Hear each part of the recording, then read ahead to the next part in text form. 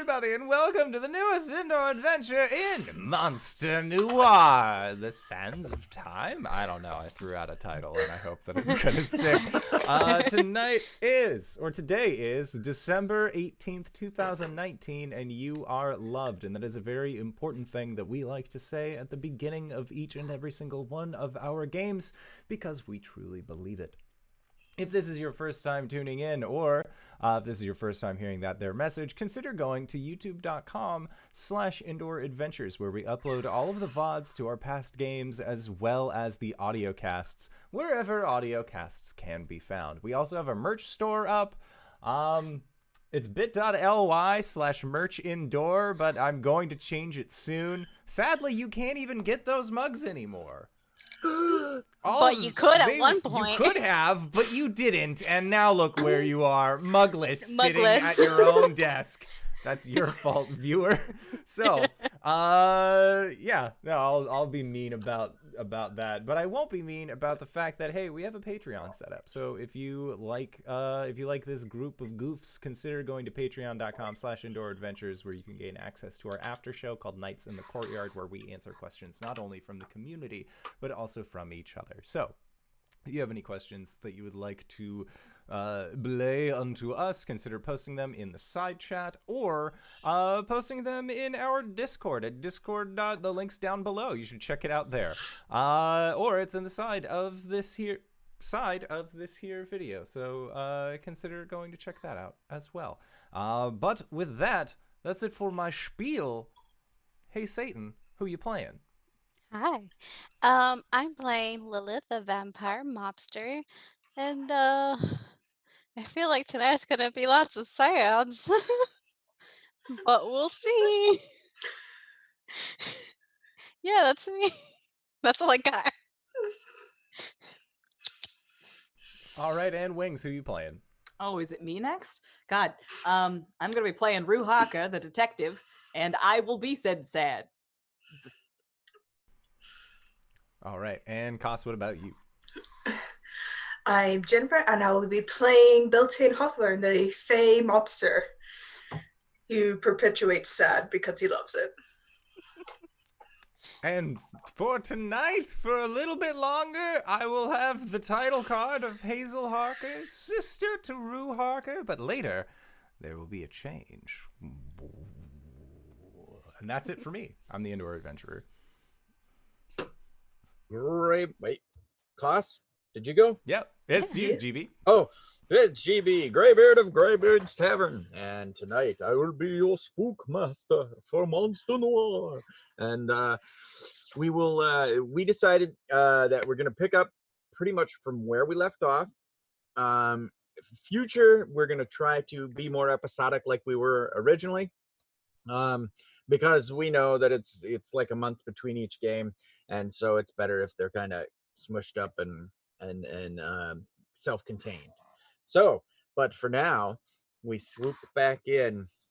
We begin coming in over top of Lilith's Manor, and as the camera usually swoops around and I do some description, this time we start the swoop, and then we're inside the manor, into the foyer where we ended, where everyone's laying on the blood red plush carpet.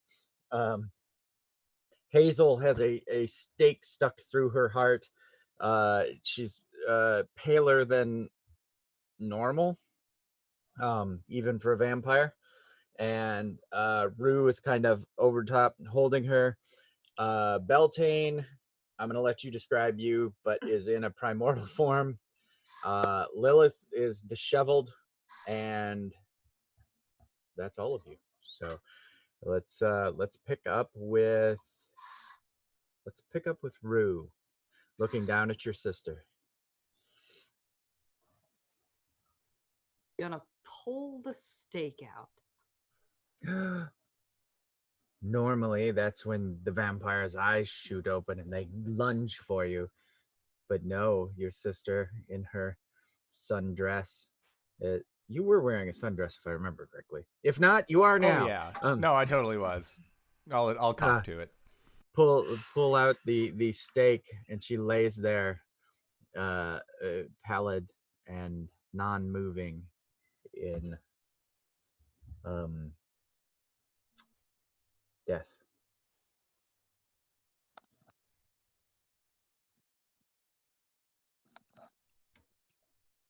Harker just kind of looks at her and just starts shaking her head, and then just eventually just like lowers her face into her hands and just kind of sits there for a while. Lilith, Beltane?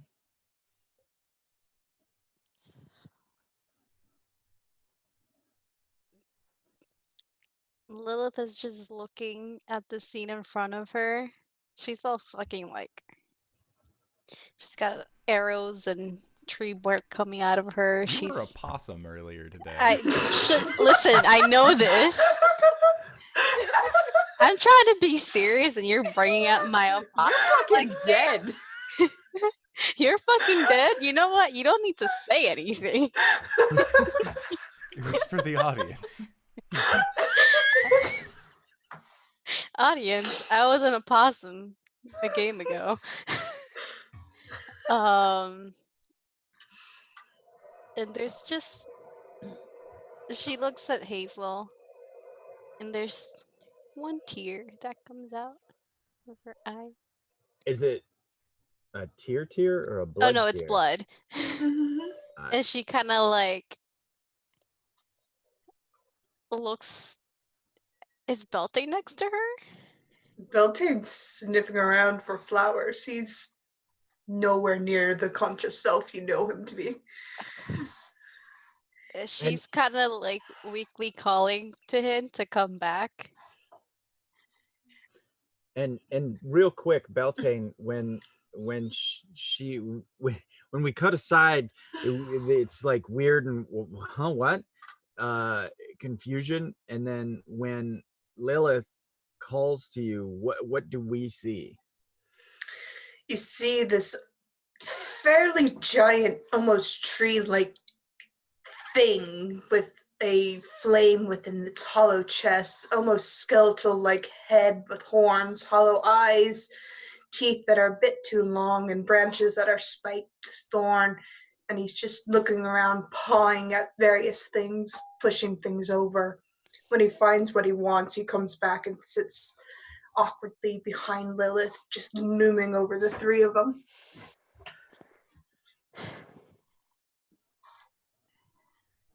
Lilith just kind of like puts a hand on him. Just stay here, darling. Just shove some flowers at her face. Thank you. And she kind of like just gets a little closer to him, kind of like side hug. Because I'm assuming she's standing up because he's so big. So it's kind of like hugging his shoulders, but looking at, she takes the flowers and kind of just finds comfort in him as she kind of looks at Hazel. Are Hazel's eyes open? No. Okay. Harker, I think that her shoulders shake for a little bit, and then she takes a deep breath, and she looks down at Hazel one last time, puts a hand on her and just kind of like acknowledges her for one last moment, and then she stands up and she starts to walk away. Hazel, where are you now? I would say for Hazel, chances are she's not in a good place. Yeah, It could be. That really depends. What does having been turned into a vampire mean for your afterlife? well, it's I'm gonna say in our mythos, being a vampire is not connected to the religions. I'm gonna say that, you know, they are a mythos unto themselves. They were not aligned with demons or brought forth by deviltry. I think they're older than that. But some of the key vampires were like Lazarus and Vlad Dracul. So I think it's what your actions would keep you out of heaven, if that's where John is. I would think that would probably be the case. If anything, she has more than likely found herself in a very dark place. Then like sconces light up, and it is the scales of like the good versus bad that you've done in your life. Okay. Hazel has not been a very good person. I mean, And at the same time, she never killed anyone that was completely innocent, right? That we know of. That's true. But it was one of those things like she thought about it. And especially once she got to the point in the last session where her sanity was disrupted, to her, she totally did. Like when she released the primordial beast inside of the prison. Okay. Because there were people who worked at that prison. It wasn't all just the bad guys. Like she nuked everyone. Right. And then so when you went nuclear and you took out the primordial slime and beast, was that a redemption moment, or was it insanity? I'm gonna say it was insanity. All right. So and I'm gonna go down a storyline, and sure. And you let me know if this is viable for the end of Hazel. So so we see like you said that the sconces wink into existence, and if you begin to follow them, you get to a ledge, a cliff, a definite barrier, a marker of some kind.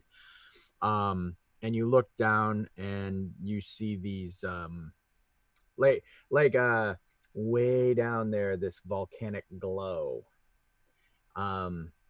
And then as you're contemplating said volcanic flow, you look up, and John's there standing over nothing. He's a little bit spectral, but he is standing on thin air, and he quirks his head. He's like, Hazel? And she, I feel, just looks at him, and tears just begin to well. Oh, Hazel, honey, come on, come here. And he reaches out his arms. She'll let him hug her. And you hug, and there's that brief moment of like magic, of love. Then you feel yourself dropping. The long tumble towards that volcanic fire. Anything else we need to hear or see from Hazel? Can I add to the scene? Sure. Please do. So, right as she's about to hug John, there's the voice that was from the book that Rue was reading. Ah, okay. Yeah. That basically says, like, this is only the beginning. And then John disappears as she goes to try and hug him back. And, like, that momentum is what causes her to tumble forward. Exactly. Yep. Okay. Perfect. And yeah. That's a beautiful image of we get kind of a slow-mo fall, you know, and you were like this, and then you turned in the air to kind of look up like, where's John, just as kind of a reaction, and the sundress is kind of blowing a bit, and as we see, and the yellow of the sundress, and your hair is still yellow, My still hair blonde. was always more of like a reddish color. Okay. The red hair, you know, is streaking through the air, the dress kind of billowing, and her just kind of limply falling. And as it falls, it kind of becomes a silhouette in the flame, not the flame, but the glow from whatever below, and it becomes blackened, and then that fades out. Lilith, you were sitting there with your progeny, your dead progeny's body. Rue, you left, right? She's on her way out. Okay. And she'll say something before she leaves. Okay. So what is that? Just as she's walking past Lilith, she's looking at the ground. She says, "I'm done."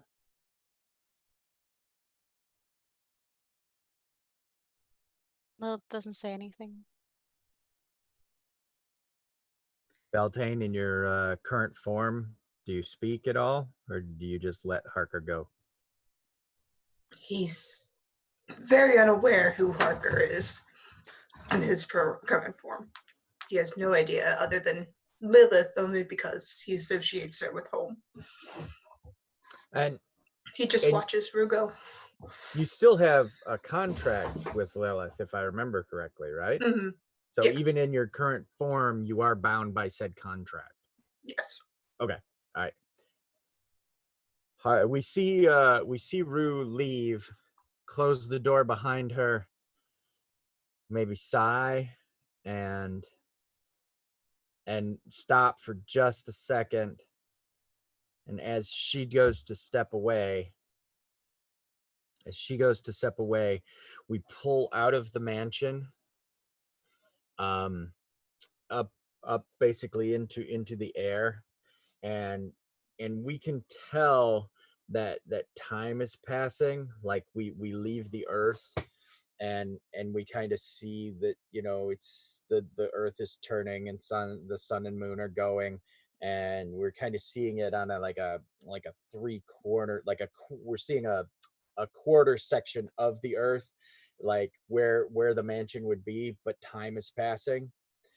And then we come back in under down towards Ravcloft, Port Ravcloft, and as we come in, we kind of swoop in, and we see a mansion, and we're like, what's going on? What? Huh? There's snow. There's kind of warm lights in said mansion. It's not Lilith's mansion, though. We, as the audience, are confused. Wait! What happened? What time passed? What's going on? And we swing around this. We come to one of the windows, and there's a little candle glow sort of thing going on, like maybe a tea lighted little lantern, and we move along the side of the mansion, and we get glimpses, and there's shadows and stuff behind these little tea lanterns, until we come around the side of the house, and there we see someone slipping in through a window. What does this someone look like, Indoor? So this someone is about 5'7", 5'8", so like a little bit taller, but not like past the 6-foot margin. And is currently they wear a trench coat, and their left arm is completely wrapped in bandages. and they are pressed up against this wall. They have a very loose, like dark red tie, coffee colored trench coat that they're wearing. You can see some suspenders underneath that are connected to the pants. Very like a mop of hair upon this figure's head. It's a dirty blonde, very much heavier on the brown aspect than it is the blonde. But it seems like there's still enough blonde that he passes as such. Little bit of stubble on the face, and this figure just looks tired. And as he's getting close to one of the windows, he starts unraveling the bandages on his left arm, and there is a skeleton hand that emerges from underneath the wrappings, and he takes an index finger and puts it up against the lock. And if it's all right, I would like to use my ability Skeleton Key to consume some HP to turn my skeletal hand into a master key for conventional locks.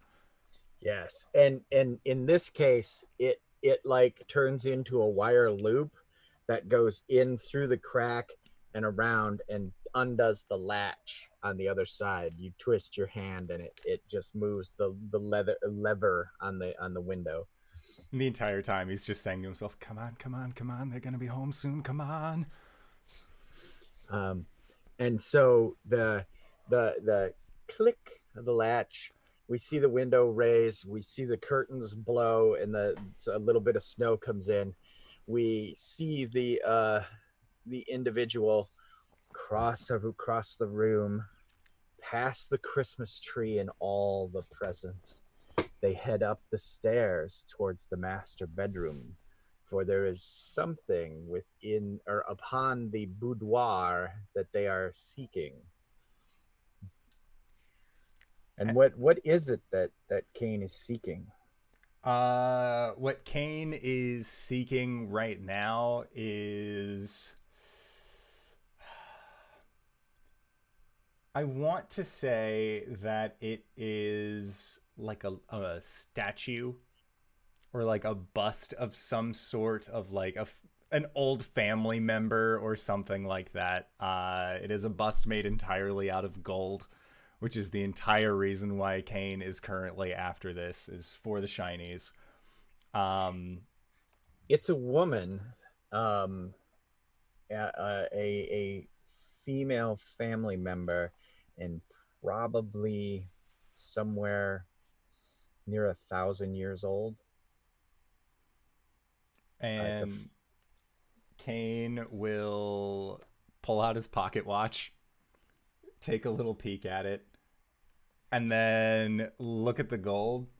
Just, hopefully this winds me back enough. And he is going to make sure that his hands are wrapped in some kind of fabric, and then do his best to steal it and make a getaway. Okay. As you stow away, or are you going to just carry it? Because you know you have to climb and whatnot. So do you have like an inner pocket that you're going to put it in? Because it's yay big, you know. Knapsack. For the purposes with which he is stealing this, he just needs to find a little place to square himself away. It could be on the ground still, Okay. but he just needs to make sure that he won't be found when he does his thing. Okay. So you leave the master bedroom, and go ahead and give me an agility roll. All right, so an agility roll, that is a 9. Excellent. You as you're Oh wait, sorry, modified 10. Modified 10. That's the Excellent. one. Okay. All right. As you're walking away, for a brief second, you fumble the statue and you think, oh my God, if that had hit the floor, it probably would have woken some of the servants. But your 10 was a solid, like, whoa, okay, and you tuck it away. You were making your way. There are Are you going to try to stay in the main house, or are you going to try to go to an outbuilding? I'll try and go to an outbuilding. Okay. Do you exit the way you came in? Through the window? Oh, yeah, for sure. Okay. You come back down down the stairs, and you cross in front of the Christmas tree and all the presents laid out. And as you're headed for the window, you look over, and the garland above the fireplace where the stockings are hung, you notice there's more golden baubles. How many golden baubles are there? Probably a dozen. But they're all like small, like hand grabby size versus this hefty thing? They are all, ornament size. They seem to be some kind of figurines or something. He's gonna go Facts up. for later. He is going to go up to the ornaments. Can he stuff all of them in his pockets? Yeah. Okay, yeah, he's gonna leave the bust then. Okay. All right. And instead, because it's small enough, he'll take one and then just take it into a bare palm versus like grabbing it with any kind of cloth or anything like that. And it just turns to dust in his hand. So what happens is you like suck the veneer off it, and you realize these are but gilded items, and below the gold gilding is a like a brass. He seems so offended at the prospect of gilding in this house. Come on! A bunch of cheapskates. And he's going to grab the bust again, and then he's going to just make his way out. He was going to be nice and leave it if he could just steal small golden things, but now he needs the big one too. Yep. So yeah, you then make your way out. You get through the window. You close the window, and you make it to the outbuildings. There is obviously a service garage, like where tractors for lawn mowing and that kind of stuff are at. There is some kind of a barn at one point, but it looks like it's old and it hasn't really been used. I mean, the outside is nice, but you can tell like it's old. It's probably one of the oldest buildings on the property. There's a chicken coop that has no chickens, and probably a horse stable that is still tended and has horses in it. He's going to hide out in the horse stable. All right. Give me a charm roll. Haha! My other greatest stat. That is an 11. All right. The horses are like, and you come in and you notice that, oh look, there is a bag of carrots sitting there. Do you give some of them to the horses? All right. And they snort and huff until you give them a carrot, and then they seem all pleased with you. And they were flipping their tails for a second, and now they're mowing carrots. And you seem to have relative peace. Hiding in a stall, the loft. I'm gonna hide up in the loft. Okay. Mostly because the horse place, because it seemed like people have actually come and gone there versus a fresh set of tracks going to places that are unoccupied. Mm-hmm. So this seems like a good place to hide for at least a little bit while I do my thing. Okay. So you're hiding, and you're how are you consuming the material? So just by touch? Yeah, it's just by contact with it, as long as it is like skin to object contact. So he's just gonna unbutton his shirt and just hold it against his chest. Okay. All right. Give me a fortitude roll, please. Oh boy, there's a 6. Okay. Whoa, whoa, whoa, cold. Oh, so cold, so cold, so Oh. cold. You're like, oh, bad idea. Oh God. I thought it would be warmer coming from inside the house, but it actually got cold while I was out here. This is a bad time. And so your gold is very conductible. So you're kind of holding it in your lap and still trying to like huddle over it to get some warmth. And you hear, oh my God, I forgot to grab them. Ching, ching, ching, ching, ching, ching, ching, ching. Some sleigh bells. Just gonna hide real low and quiet, see? Okay. And you hear the sleigh bells, and you can see through a crack in the wood, the between the slats of the loft. You can see some reindeer, maybe something like that. And do you move at all to get a better look? I'm gonna move, like, if there is like a hayloft entrance or something that I can sneak out the back while this thing is coming from the front. I'm gonna make a clean escape. All right, give me an agility. Yeah. So that is a 9. Okay. All right. You're escaping, and as you leave the loft, and you're like, because this is like a barn door type thing where they would bring bales in or whatever up top. As you're kind of like hanging down to get there, one of the boards creaks, and you hear a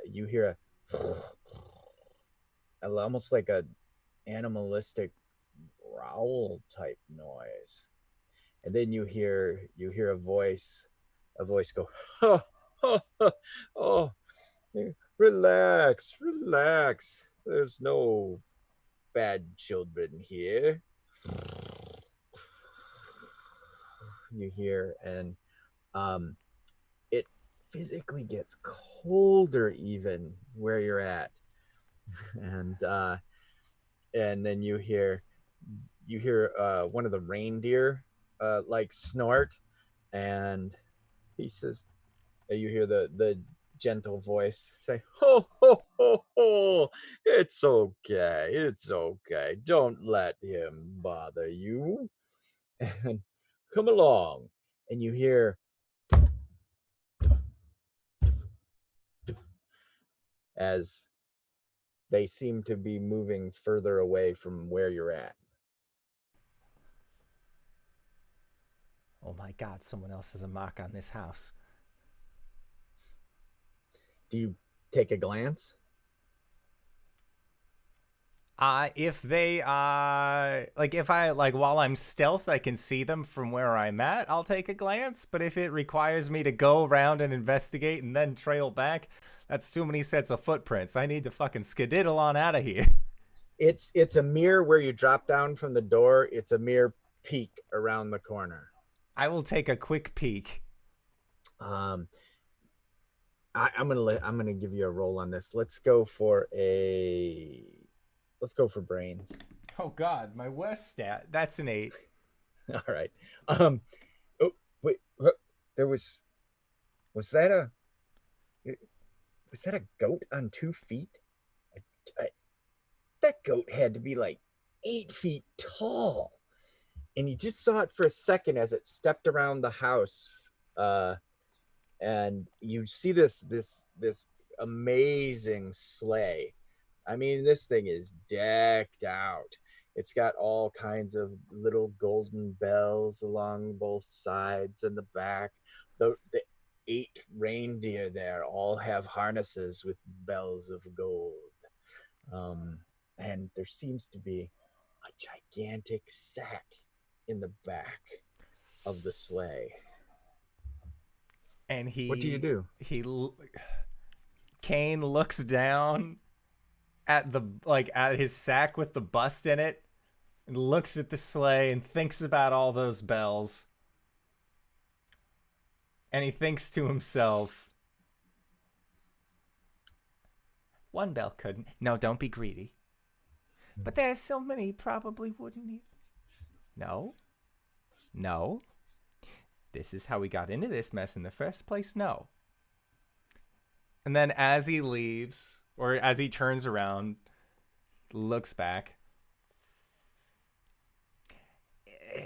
and he'll grab his arm closer to the shoulder, and there is just a light popping noise. And he's going to pull his skeletal arm out and just, all right, just one. And he'll toss his arm out towards and going to try and steal one single bell. It crawls off, all bones, dragging a little wake of snow behind it as it skitters along. Give me a brawn check. Oh, brawn check. Oh God. All right. Well, that is an 8. All right. So the bones are laying there, and it kind of rolls funky flat, and then it bends at the elbow, and then it kind of bounces, and then hops up onto the shoulder joint, and it snags a bell, and it boop, pops it off. But when it does, it goes ding ding. The bell rings, and one of the reindeer, the lead one, very, very majestic creature, looks back and, looks right at nothing. It seems to be looking around, and it looks down, and it's trying to figure out what it's seeing. Do you call your arm back? I'm going to wait Okay. for the reindeer to look away and then come back. And as the bell rings, Kane just, oh! give me a moxie roll. Oh. See if you can not panic. That's a 6. You're like, and your arm not being attached goes, and it's like bolts upright, and then it goes, and then it realizes that it's holding the bell, so it then bends and flops the arm bone over, and then flings itself around, and then flops the arm bone over and flings itself around until it gets close to you. Then it folds itself up like this, which I can't bend like that. It folds itself like this and then goes boing and catapults the bell to you. Bing! I'm gonna try and grab it. Yeah. Yep. You can make a roll if you want. I assume you've got enough dexterity. It's an 11. But all right. Well, you snatch the bell in a way that it doesn't. You smother it so it doesn't go boom. It doesn't ring. It and stops, and then the hand is. As soon as it catapulted it flopped over and it's been crawling back to you. Start quickly walking away, and as it gets close, just like reach down, grab it from the ground, pop it back into the socket, and continue running.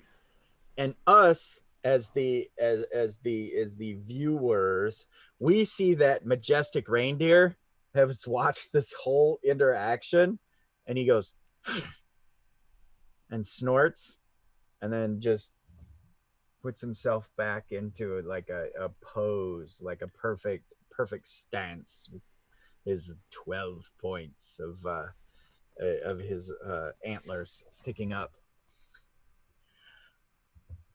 Lilith, Beltane, how long do you sit there over the corpse of Hazel?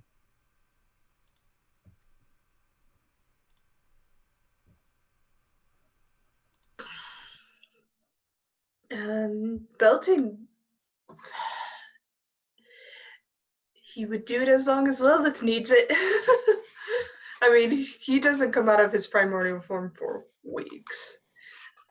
Probably a minute passes by as she looks at like the detective leaves and look at Hazel.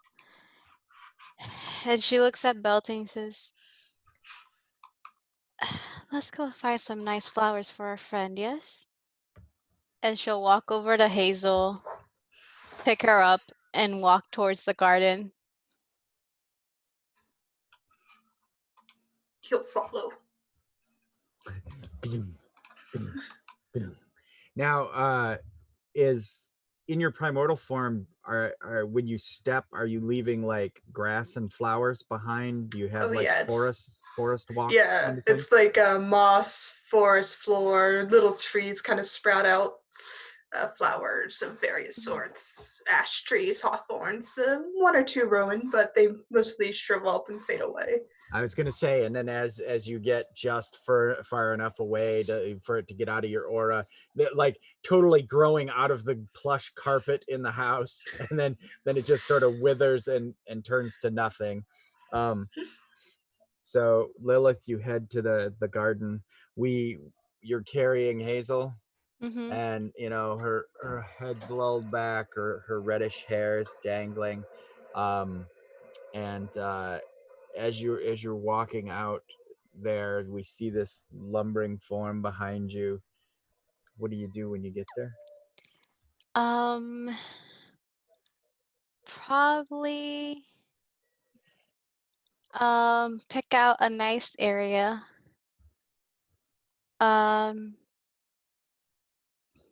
She'll start digging herself on the ground. Mm-hmm. She doesn't care at this point. Just Yeah, claws out, just digging. okay. And when it's deep enough, she'll bury Hazel. Okay, so as you're digging, Beltane, do you help dig? He helps in the way a dog helps dig. Got it. Yeah. It's Right. not very uniform, and but I would also say the house comes out, like the goblins, the ghosts, the other creatures of the manor kind of just come out and help. Okay, so we Better see than him. we see Hazel laying there, and as we see Beltane like reaching over, and we see the goblins and the smaller fae come forth, we swing over. Rue, where do you go?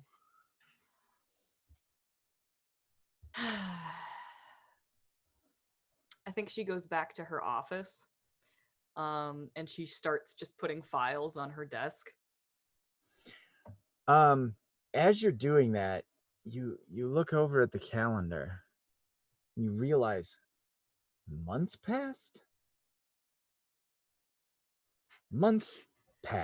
She's also been drinking, so she's like she picks up the liquor bottle and just kind of looks at it, and then like she makes like she's about to pour it out, and then she just takes another swig, puts it down, and keeps on doing what she was doing. That's when you hear I have her.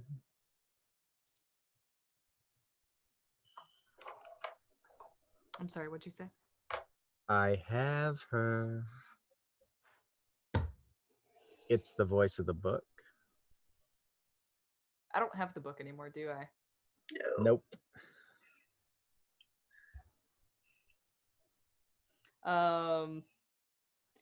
Rue, like her nose turns up, or her nose wrinkles a little bit,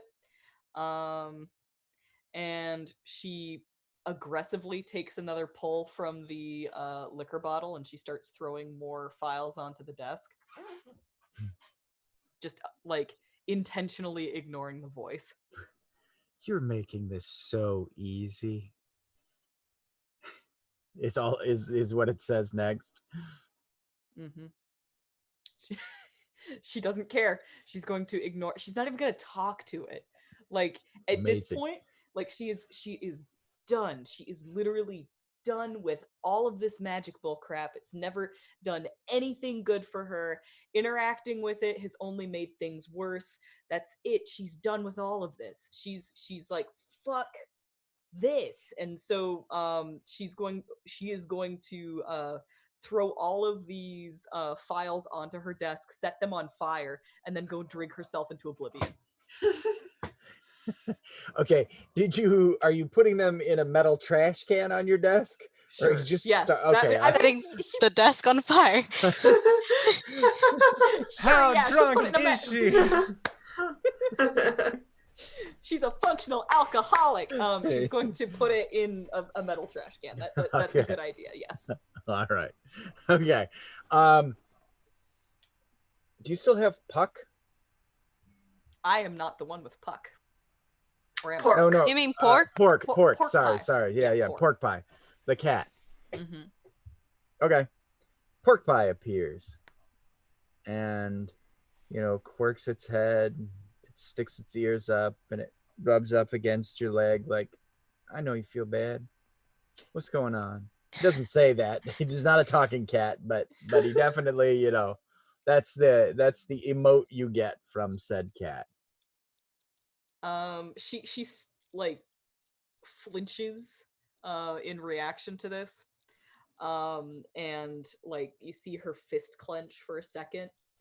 And then she like relaxes and forces herself to calm down. She reaches down, just kind of scritches its ears. Okay.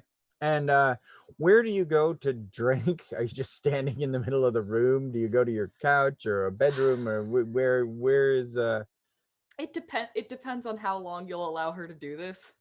Because tonight she probably stays in the office, but tomorrow it'll probably be a bar. The day after, wherever. She's gonna be drunk for a long time. Okay. So you make your way to the couch in the office, which has a Roo-shaped dent in it from said sleeping on it for so long and so much. And you lay back. You're not laying down yet, because at this point you'd probably have some bed spinny goodness going on. And pork pie lumps up on your belly and kind of tries to snuggle down. Do you let him? All right. He still looks at you. She's gonna pick him up and put him down on the couch next to her. Oh God. All right. And they get up and they do the big spine curve thing, and they're trying to like do the spin around a couple times, but there's nowhere to go. And so then finally, in frustration, with their butt to you, they kind of snuggle in and like two paws it in the side of the couch next to you, and they start to purr. Internally, Rue decides to herself, this is a normal cat. Okay. All right. I would like you to make a moxie roll. Oh boy. Oh God, it's been so long. We roll 2 dice in this game, right? Yep. Ooh. I'm good at these. 14.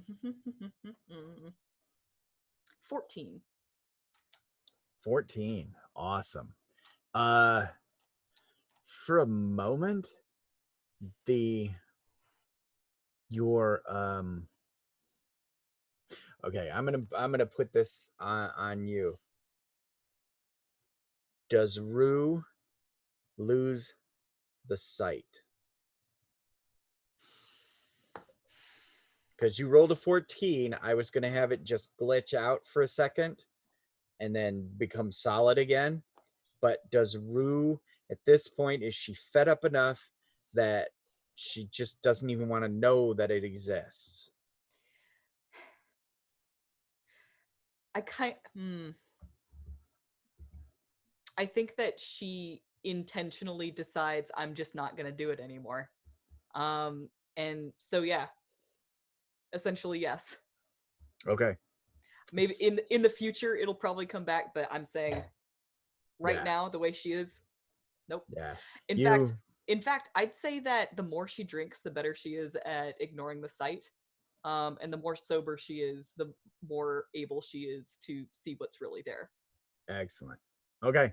So you as you're imbuing and your force of pure moxie, your pure will cuts you off from the veil. The veil descends. We see the veil come down. We're in the office seeing Rue, and as we pull out, we sort of see it's just a subtle change, and there maybe is like that last newsie heading home for the night, who we see with the little cap and the big green pointy ears.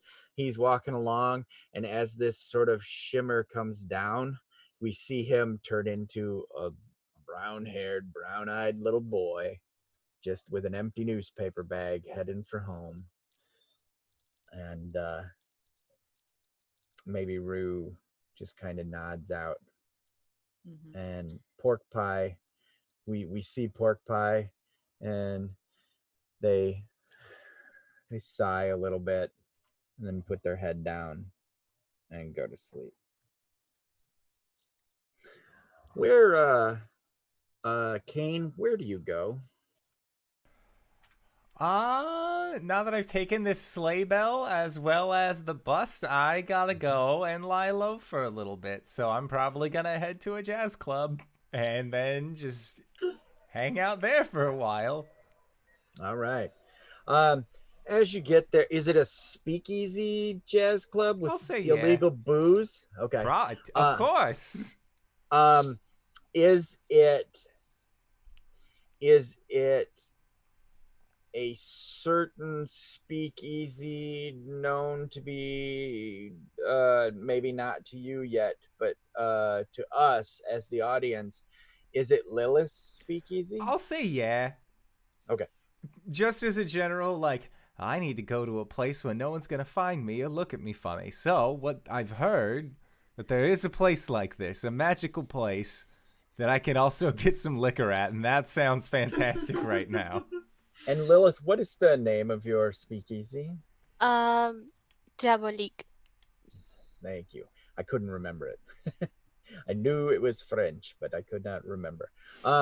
And so you approach the door to Diabolique, and do you have a mundane or a monster at the door, Lilith? I can never remember. It's a monster. Okay. Is it one of your orc boys or something else? Let's go with how big are trolls in this? They're covered by the veil, so they can be huge. They can be small. They're somewhere above orc. Put it that way. It's a troll. Okay. All right. And I'm gonna lump trolls in with the goblinoids. So what does your troll look like? They're well dressed. Everyone who works for Lilith is well dressed. Probably has like this faded green with purple patches type of skin. And they're very clean looking, but they have like that bouncer face that's like, I'm gonna tell you if you can come in or not, and you're gonna go by my word. Yeah. And they're very quiet. And they have sharp teeth, maybe a little bit of tusk going on the top. So the troll tusks come down, not up like orcs? Okay. Yeah. Or if they do come from underneath, they kind of come out. Okay. They come from underneath and they come out. Excellent. Yeah. All right. So obviously, Kane, you have the sight. Do I? So I'm gonna assume, because you are one of them, you can see Okay, past the veil. that's fine by me. Unless character wise you would prefer not to. Character-wise, I think that he doesn't necessarily fully understand what he sees, so it's not like an always on kind of thing. Like sometimes he'll see beyond the veil, other times he won't, but it's not like Constant. it's not a constant thing. He doesn't have control over that. And is it going to come out eventually in backstory how he got his powers and Yeah. such? Okay, so it's not something I'm not going to ask it now. We're gonna let it come out in story. So, uh, let's say Stan, the troll, lets you in, though he doesn't give you his name. He just kind of checks you out, gives you a big squinty eye, and then and lets you in. And he closes the door behind you, and it's one of those things where it's like stunk, stunk, like two heavy metal bars come back across, and you didn't hear those bars be removed when you walked up, but now that you're in, you hear them go. You sit down, you order yourself a drink, and as what is your drink? He likes a neat Manhattan. All right, yes, as the Manhattan appears on the bar, we kind of swing out and around like kind of a blur that sweeps back in on the grave is dug. What do you do, Lilith Beltane?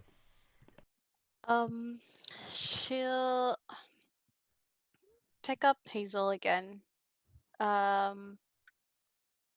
Press a kiss to her forehead, lay her down, put the dirt on again, and then look at Beltane and say, "Can you grow some pretty yellow flowers?" There's a momentary pause before the form kind of breaks and shifts unnaturally, like crumbling stone, before it becomes this combination of everything you've seen him to be. And he kind of just presses his hand to the ground and big yellow sunflowers sprout up. He looks to you. They were her favorites. Thank you. And as the heads of literally the vines grow up as the sunflowers are kind of bursting forward, and they get up, and all the heads of the sunflowers look to where the sun will be. And you have your moment there. You realize there's snow everywhere. Wasn't it just Halloween? Now, to Beltane, you're very aware that this is this season, but it doesn't feel unnatural to you. This is the weather. This is not a winter drake or an encroachment of winter fae in any way, shape, or form. This is part of the world. Now Beltane, this is like, a couple months is like not even a nanosecond to Beltane. So I don't think you're very aware of it, but Lilith, you're looking around, and the cold, and not that you get cold, but you kind of feel a bit of a chill because of the situation, because now your undead form is room temperature, as it were, and the room is cold.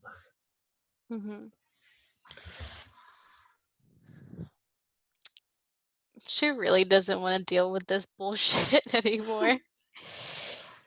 She kind of just grabs Beltane's hand. She's like, "Let's just go inside. We have to clean up." Yeah. I don't want to be here, actually. It's belting back in his original form? Yeah, he's Oh. the mess of his 4 forms. He's just looking around. There's too much death on these grounds. And if I have to look at my daughter's grave and look at Hazel's grave, I don't want to be here. It's too much at the moment.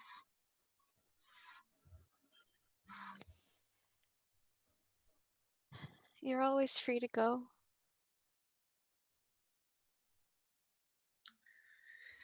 Yeah. She'll let go of his hand and walk inside.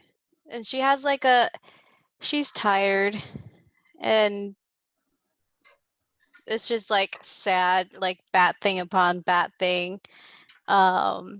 Hazel's death, feeling like she ruined the detectives' lives even more, feeling like it's her fault. Belting telling her that he doesn't want to be here. And so it's kind of like slowly chipping away at her heart. And there's like pain in her eyes, but she's tired. And she's like,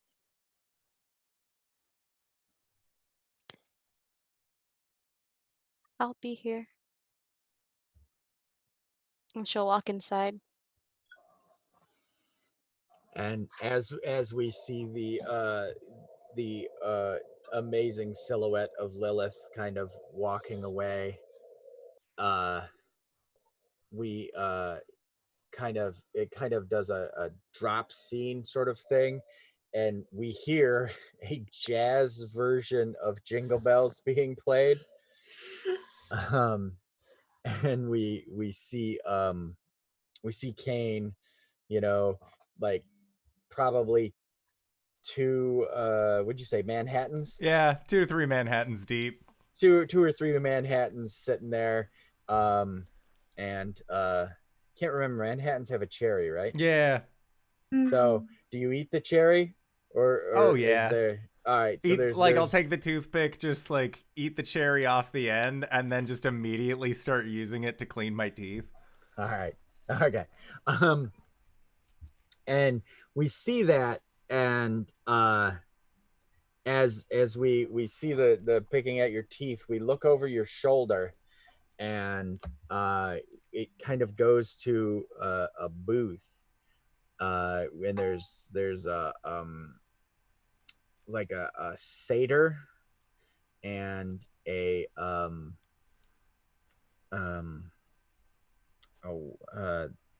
Nixie, sitting there, like some kind of water sprite, water nymph, sitting there, and they're discussing. We as the audience here, Kane may or may not hear. You let me know if you want to make a roll for it. But they're sitting there, and the satyr says, "I know it was. No, that's what I saw." And the Nixie's like, "That no, that's not a real thing." Yeah, it is. It had, I mean, and he pulls up one of his hooves like up above the table, and he's like, it had to be like this much bigger than mine. I mean, that's just ridiculous. How can I compete? And the Nixie's like, I you show me. And so the satyr's like, oh, it's cold out, I'm not going out there. And the Nixie's like, I'm mostly water, what do you think, I want to go out in this? And they're having this argument back and forth. Did you want to be eavesdropping, Kane, purposefully or not? Kane, I think, can't help but eavesdrop. Okay. As he's like ordering a 3rd round for himself, like he needs a coat on for this oncoming cold that he's going to be experiencing. And what better coat than whiskey and sweet vermouth? So yeah, he's getting ready for that, and he's taking note of the jazz band. He's curious as to how well they're playing. He used to do music related things, so he's more just like artist to artist curiosity. It's that there's barely anybody in here. We're starting to get tired, and they're just a touch of discordic, because they're like, yeah, okay, this is like the 800th time we've played the jazz version of Jingle Bells this season, and we as the audience are like, we realize that they have basically been playing Christmas jazz since Halloween. So because months have passed. And what do you do? He finishes his drink, stands up, takes one of the gold plated baubles from his pocket and drops it in the tip area for the band. Okay. All right. And then as he's walking out, he'll pass the Nixie and the satyr and just make an offhanded comment about it doesn't matter how big it is, it's about how you use it, because that's the part that he heard. Like, didn't see holding up hoof, only heard it. And then is going to like give a wink to the Nixie and then continue his way out into the cold. All right. Give me a moxie roll. Oh boy, that's an 8. The Nixie kind of gives you a little head bobble, and for just a second, you feel nearly compelled to give her a kiss, and just like exactly, and she winks at you, and you hear the satyr's hoof clack against something under the table, and she, hey.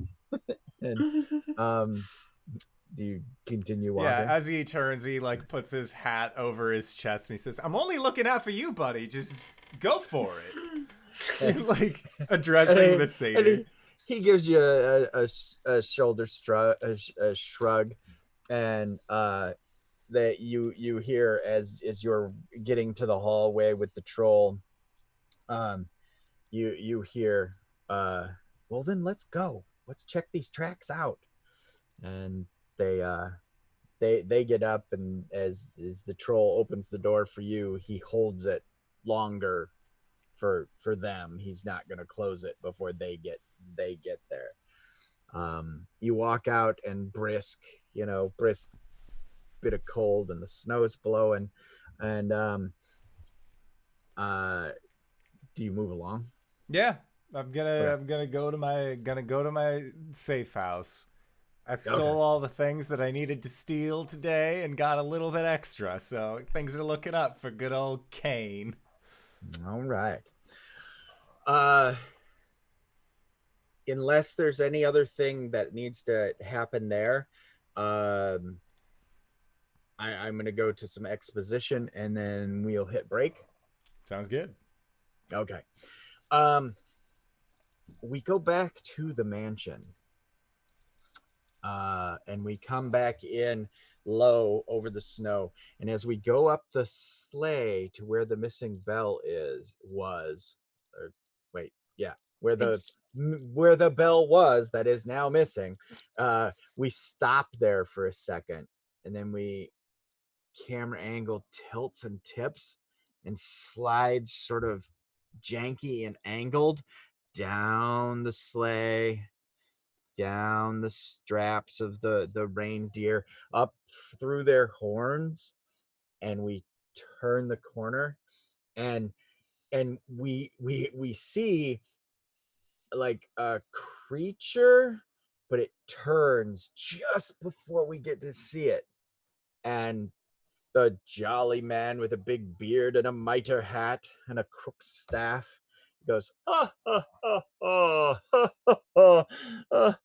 Yeah, I love these kids. Good children here. Good children.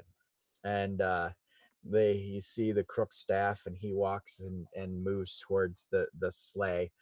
We're aware that time is different for them, because the snowflakes are moving like stupid slow, like dropping and drifting like this fast, they like and 3 inches a minute maybe, and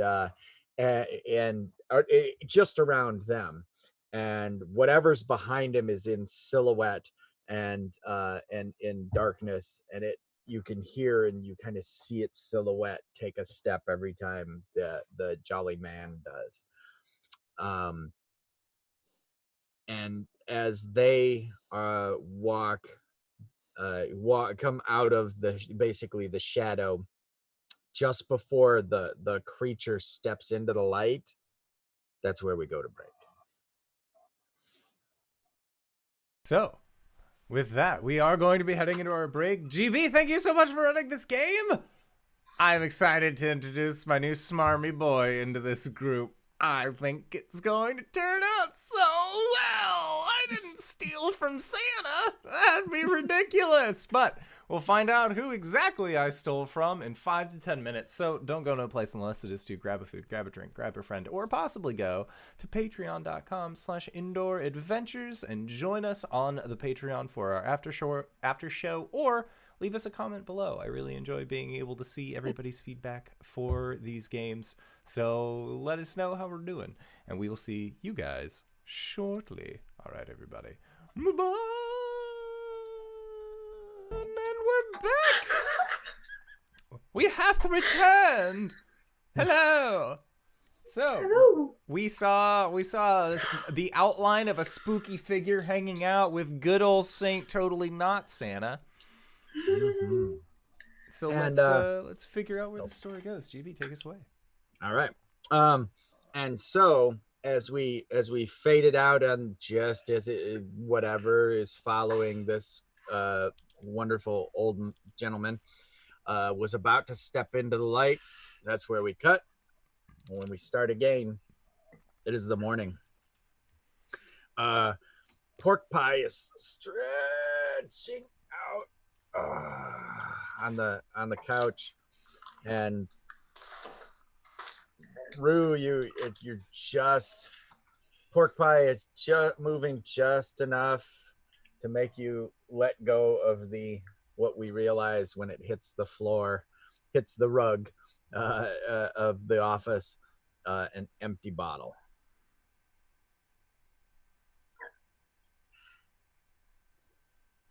Oh, it clinks on the ground. She's going, huh, huh, huh.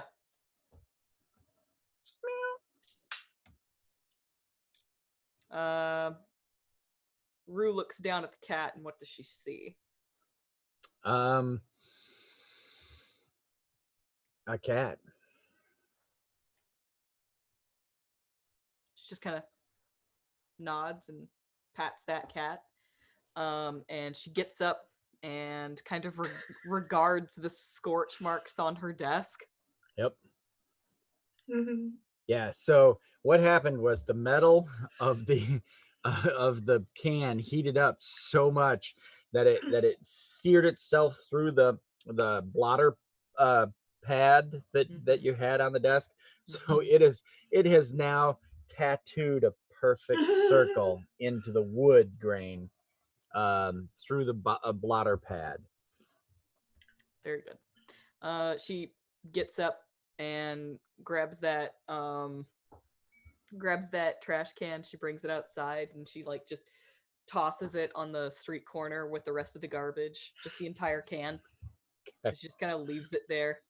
And then she looks around. It is, oh my god, why the white and the light and the snow and there's the newsy nearby, and they are calling out, they got little like super thick mitts on, and a hat with an ear flap, and like a sheepskin coat that's like up to their chin like this, and like a scarf wrapped 3 times around, and they're saying, another set of children disappear. Another set of children gone missing in the night. Happy holiday as people are passing by. Yeah. She's gonna pay him for a paper, and a little bit extra, like give him a little tip. So And she's gonna look at the front of the paper, and it says set of children missing, and then she flips over to the job listings. All right. All right. And do you walk back in? Sure. She walks back in. She sits down at her desk. Just kind of shoves like the melted blotter paper off, and she kind of sits there for a second, looks at the paper, and like not even looking down, she gets another bottle out, and then clunk, it's full. And she puts it down next to her. You open the drawer and we see there's probably 3 or 4 bottles. Yeah, there's just a but- row of them. But we see that there's another space that's like at least that much where there's probably was bottles Mhm. and are not. Yep. So Punk sits on the desk and with practiced agility manages to pop the stopper out with one hand. Mhm. Not an easy feat on a new bottle of things, but this is a practiced maneuver. And you're gonna just kind of start going down the job listings. Mhm. All right. Out of curiosity, is there something you're looking for She'll probably specifically? She'll probably look for something in security. Pretty much anything that she is qualified for. That's the only idea I have. I don't know. Anybody else have any input there? What job should Rue do as in her new mundane, not magical life? Oh, jeez. Is there? You become a journalist. You can become a Become a journalist. journalist. Well, you need a job where you can just be drunk all the time. A journalist. A journalist A seems journalist. pretty spot on for that. Yeah. You're looking for the newest scoops. Well, or we're just Give gonna me go those Spider-Man pictures. or the Hemingway route too, because it's time period appropriate. Just drunk with guns. Oh. And, You could write detective novels. Yes. What if it was like the reverse of that though, where like instead Rue starts writing kids' books to just like distance herself entirely from like the life that she led? I don't think she I was has saying- the I emotional was saying capability. she could start writing for like the tabloids, about like crazy shit. But like she would be so poor for that job because now she's choosing not to believe those things. Yeah. But if you wrote what you were reading now, you could sell those to like science fiction magazines. Mm-hmm. And The basically pulps. just write your truth and just sell those Sell it. stories. Sell it as science fiction. Mm-hmm. Mm-hmm. I mean, science fiction's been invented. Mary Shelley already wrote her book. I love Yeah. that idea, but her sister died yesterday. It was I months ago, Technically, maybe. it was 2 to 3 months ago. To her, it's yesterday. Yes. Yeah. Okay. If I could add to this scene real quick. Sure. There's just 2 presents on the desk when she comes back in. One that says happy birthday and the other one says Merry Christmas. Don't break them. Are they both from Beltane? There's no signature, but you recognize one of the handwritings. No. I'm so sorry for this. She like doesn't even look down at them. She just kind of knocks them off of the desk into a drawer and then shuts it. Oh, okay. I was gonna say into where the trash can used to be, Yeah. onto the floor, but okay, into a desk drawer. Okay. Yeah, you know what? You know what? I'm trying to be nice because I like Belle, but you know what? Fuck the magic world. She's gonna knock it off of the desk, into where the trash can should be, but they bounce underneath some furniture. Okay. All right. And we see Pork Pie's true form look over at them as they roll under, and just take note of it.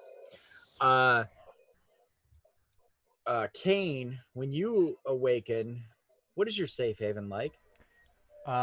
His safe haven has he recently moved here, or at least moved back. Because he's one of the natives of the town. He grew up around here, but there was a stint where he needed to go. He needed to go very far away, very quickly. So he went south for a while. And so it's only recently that then he needed to go very quickly and very far away, very fast. So he moved north to get away from the problems that he caused in the south. And upon now his room is basically like a mattress on the floor. A very meager shelf. It's mostly like a box that he keeps like stuffing full of his golden goodies. With these like gilded orbs and baubles, I imagine that he wakes up feeling like mouth is dry, head's foggy. Should have at least had some water last night. Why did I only drink Manhattans? And then he just like grabs like 2 or 3 of the baubles and just drains the gold from them to give himself like a little magical cure-all. Like feels better about it, and then he's gonna go and see if he can hawk those baubles to maybe get some coffee or something. The brass underneath. Yeah. Statuettes. Okay. But other than that, like it looks like it's probably someone's attic or like a spare shed that they have that someone is like letting him stay at. Like he doesn't own anything, or at least he doesn't own his house. All right. Yeah, let's say it's an attic. And why don't we, if you're okay with this, why don't we say it's above a pawn shop? Oh, I'm totally down for that. 110% down.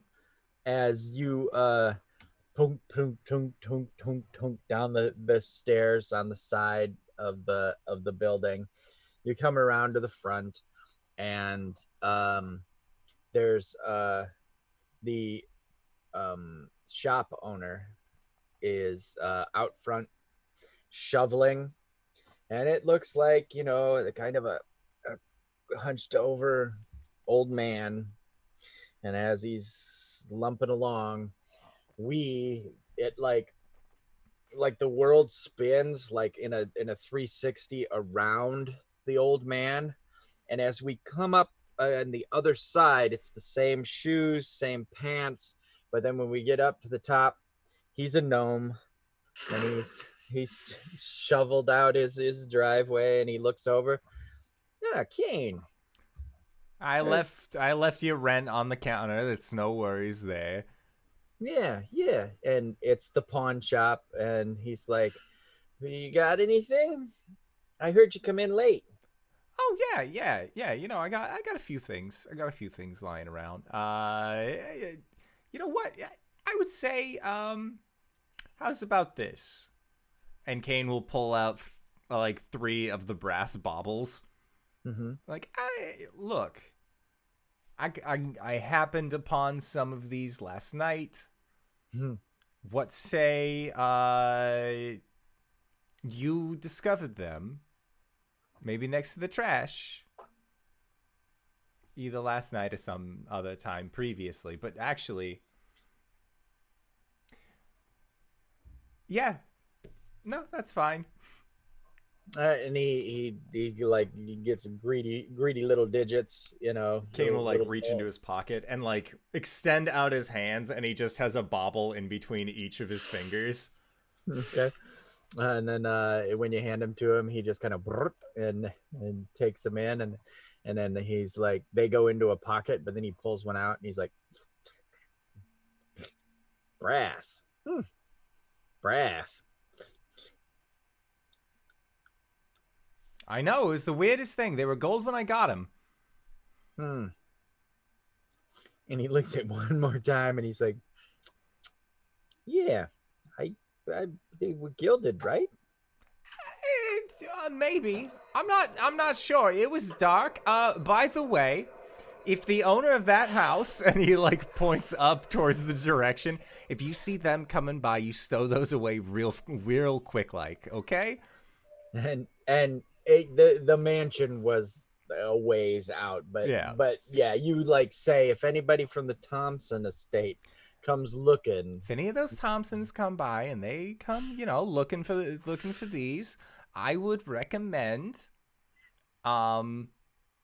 you have the right to refuse service to anybody, so think about that. Also, it's fine. It doesn't matter where I was last night.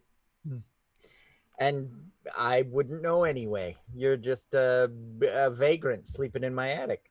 And he smiles. I clean the shop at nights, maybe, or something. And he smiles a big gnomish smile with little rosy cheeks and no mustache, just a little blonde beard. And he shrugs his shoulders and he turns around and kind of waddles up to the door. And again, we get we're following him along, and as he reaches for the doorknob, he has to like reach up for the doorknob, but then we see the camera rises up like 3 feet, and we see that he looks like a hunched over old man. And he opens the door to the shop, sets the shovel right there outside next to the walk, and walks into the shop. And then he stops. Sorry, continue. He stops and he turns back and he's like, there were no figures. I've got some brass that I'm going to be melting down today. And he grins and blinks all big and innocent. And he's like garden gnome, blinky eyes. That's why you're the best, Lou. Anyways, 2 creams, 1 sugar, same as always. That would be amazing. And just gives a little bit of a gentle bow, and then he's gonna go get his morning coffee. Lilith, the morning comes. You've been awake all evening, as is your state. Where do we find you? What is the scene? She's in her office, kind of shut in there, books and papers everywhere, a little bit of a mess, but she knows where things are. She's kind of like not physically locked herself, but kind of like just got into herself into the office. Yeah. As goblins and or orcs come to you with stuff, are you doing business today? Yeah, she's just she's putting herself all into her business. She's like, being sad doesn't do me any good. Okay. And one of the goblins, dressed like a newsie, comes up and is like, I don't know about this one. What do you think, boss? And points at the headline, 2 more children missing. Tragic around Christmas time. I don't know. Have you talked to Beltane? No. Boy, Beltane's weird right now. Yeah, I'll take a look into it. I'll talk to some people. Thanks, Joe. Hey, anything we can do, you know us, boss. And gives a like exaggerated salute. And then, gobos his way out. So basically spending the morning diving back into your business. Mm-hmm. Where's Beltane? Beltane's out delivering things, mostly goods to the poorer families within their territory, because that's what he does around this time of the year. He goes to get coffee, looks up some body repair shops because he knows his car's still totaled, and he's kind of miffed about that. But he's just wandering around looking for a good coffee because he's been up all night trying to sort things out, and he just hasn't slept very well. So what does Beltane look like right now? He is a mix of his primordial form, his fey form, his blue skin form, and his human form. It's almost like a tattooed pattern all over his body. He's got the splashes of blue across his eyes. His hair's kind of a faded black to pink ombre color. His skin has the texture of bark and then fades up into the soft brown skin of the Greek man he fell in love or admired once upon a time. And he's just kind of fixing his coat and grumbling and looking tired and sad mostly. To the those of us on the outside of the veil, is it the Beltane we've all seen before, just disheveled? Yeah, it's the dark-skinned man, dark hair, very disheveled. He's still wearing a nice suit because Lilith won't let him wear anything else, and he's kind of accepted his fate after Wear whatever he 85 wants. 80 plus years of being around her. He's just wearing a nice coat, but it's disheveled and he's not well put together. It looks like he just got up a bit too early to mind himself. And as you walk into the coffee shop, the diner where people get the coffee, there's someone basically at the register where you just pick up that kind of thing ahead of you. What does Kane look like? So Kane has his coffee colored trench coat. He's saying dirty blonde hair. He's wearing a fancy hat. Because it's the Noire piece. Of course he has a fancy hat on. And he just has his hands in his pockets it seems like every couple of minutes it's like he's compulsively checking a pocket watch, and then he'll just tuck it back in. He'll like tap his foot a little bit, tap the side of his leg, but it's not arrhythmic. He has like a little bit of a tempo that he seems to be going with in his own head of like, okay, this is where this would be in the song right now. And like, it's like just while he's waiting, just like having a tune going on in the background for himself. Belt, is there anything outwardly that would suggest, because Beltane has the sight, is there anything that they would be seeing or could tell that you were special? I would say Beltane could definitely see that there was a glamour over his pocket watch. You would know that it definitely, like, even though it looks like a pocket watch and it does keep time, it is not what it appears to be. And when you look at Kane, it's like there's a sense of decay about him at pretty much all times. Like he exudes an aura as if he is closer to Lilith than he is the barista at the end of this coffee counter. Rue, as you enter the diner to get some breakfast, because your tummy is just flopping at this point. Oh God. You've got the paper. We see that the paper is like circle, circle, circle, circle, X, X, X. Because the way you've got it folded, we see that under your arm, and you walk in. And did sunglasses exist in the 1920s? Yeah. Yeah. He's wearing sunglasses. All right. And Rue has a hat, right? Yeah. Okay. And Rue dresses masculine for the time period, correct? Okay. And so Rue, you come in and you got the thing under your arm, and you go to turn the corner, and there's like a nice dressed guy standing there, and some big haired cream colored trench coat or whatever guy standing in line for coffee. You gonna grab a booth? Yeah. She'll go sit down in the booth, just kind of plop down. She's a little unsteady on her feet. Her hair is very unkempt.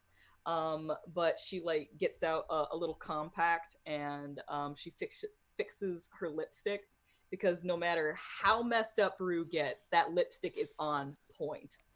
So she takes care of that, and she like looks in the compact mirror and flips it a little bit, and she sees Belle there, and then she turns it a little bit.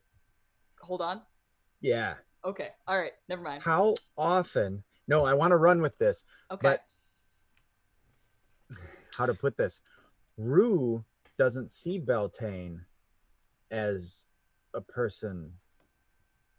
Rue always sees Beltane in Beltane form, in his fey glory. So would Rue recognize Belle? I'm gonna say you decide, because I want to see where this compact thing goes, but I just wanted that to be noted, that's why you didn't go Beltane when you walked in. That's true. Okay. Yeah, she's just like looking in the mirror of the compact, and like turns it, sees Belle, and is Belle like, would Belle to a beveiled Rue, would he appear in his like in his kind of like gray haired mustachioed older man self to her? You would recognize him as the younger self because he appeared as his young human self to you, because he's drove in a car where he got into a car wreck via non-seeable duck. Okay. So has she seen this form before? Yes. All right. So she sees that, and then just kind of like turns the mirror again, and she sees Kane, and she flips it shut. And she holds out she gets her coffee filled by a waitress, and she pulls out a oh shoot, what do they call it? It's lighter? the alcohol in your pocket. The flask. Flask. Your pocket hooch. Like I said, my vocabulary has suffered. She gets out her pocket hooch, and she lick into the coffee. And she takes a swig, puts it down, and then turns around and takes off her sunglasses and says to herself, "What the fuck?" And for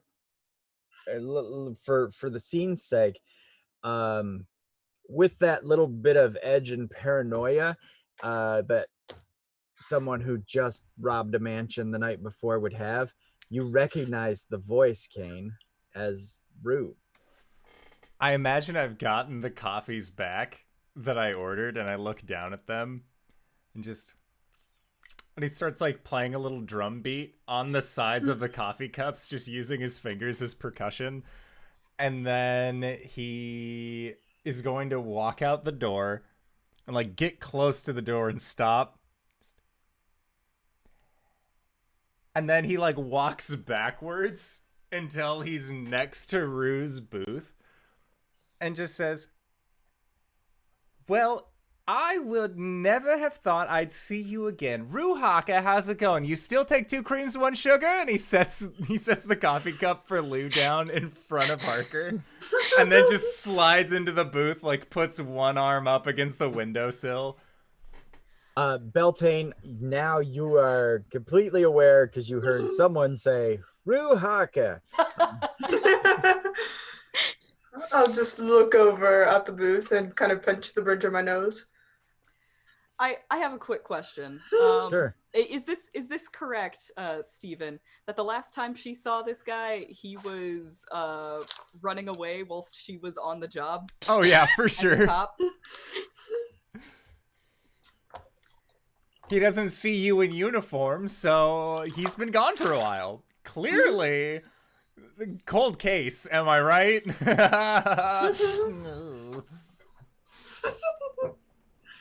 Interesting to see you in town again, Keys. Well, I figured things down south weren't really working out for me, so I just go to my old stomping grounds again. Just the best brew on the entire East Coast, right in this shop, right here. I see how it is. You've run out of towns to skip. and you're starting to have to double up. Oh, no, I wouldn't go that far. Hey, how have you been? How are you and Harry? You guys still keeping the band Beltane together? will step in and starts say, drinking her coffee. Beltane will step in and say, boy, I've never seen a bunch of idiots gathered at one place. My day just keeps getting better. I am not an idiot, sir. I am an entrepreneur. I'm so sorry. Says the dead man in a booth. I am 110% alive. Thank you very much. I can play the beat of my own heart to any tempo you could ask for. All right. Hey, detective. You know him? Hey, Belle. She's my wife. Didn't you know? And so things with Harry went south. I take Rue is it. going to look at Belle. He just has Is this Belle just- shitting grin on his face. Is Belle standing there? Oh, has yeah. Or has he? No, he's standing there at the table. Okay. Belle, have a seat. He sits down. She pours her coffee in his lap. You sure you don't want to be on the same side of the booth as your wife? No. Oh, She is not shouldn't- my wife. I never got married, and Harry is dead. Check, please. And when the coffee went over, she was already headed over. And when you say check, please, she does like a thing, and then grabs the check, and then comes with the cloth for the coffee. He kind of waves it away. Don't worry, darling. He pulls out his gold pocket watch and checks and puts back in. Okay. So, Kane, you why- just saw a gold pocket watch. Oh. Okay. Sorry. Go continue, please. so you weren't at your sister's funeral. What was that about? Oh, what happened to Hazel? Hazel's been dead a long time. And he takes off his hat and pushes it over his chest. I'm sorry. Must be very hard for you. I'm sorry too. She unscrews her flask and just like blatantly drinks it in public. Hey, you know what? Maybe you should slow down on that, or at least make it look like you're not doing that. That's kind of illegal, right now. Fuck it. She puts it back in her trench coat. And As as that Humanity's a bitch, isn't it?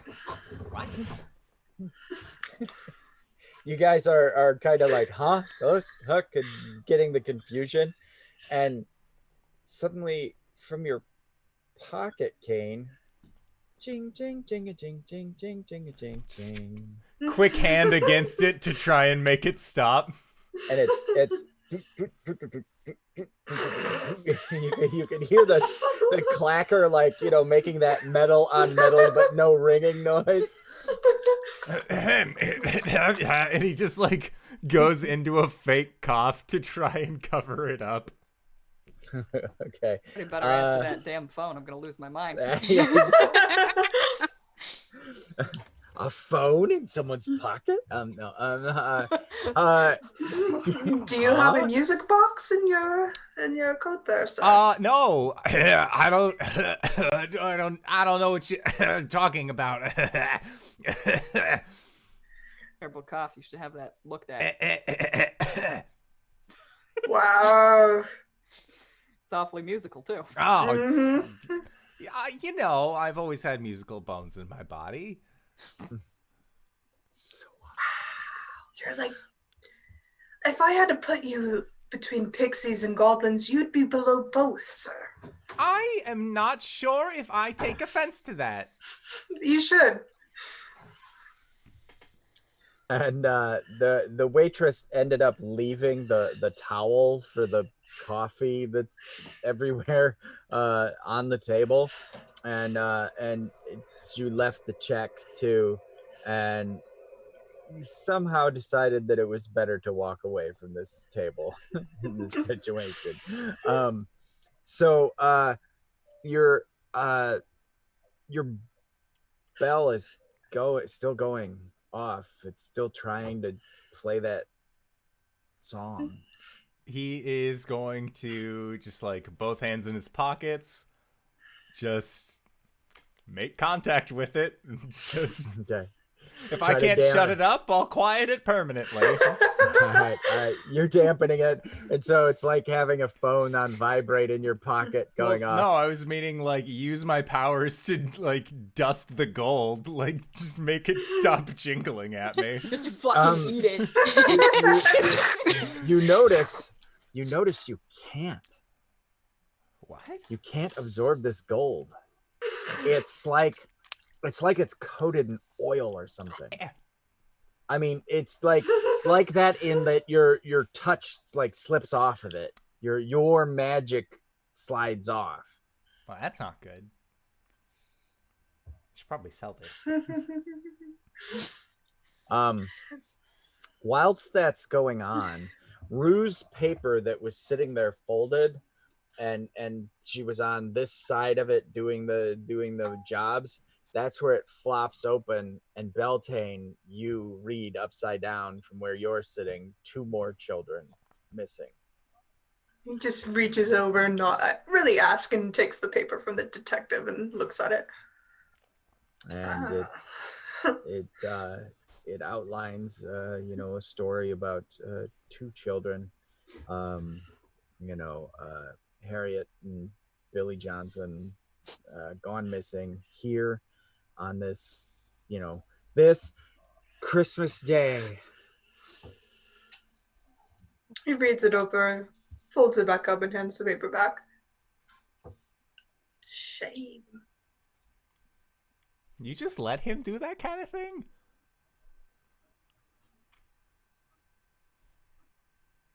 You're muted.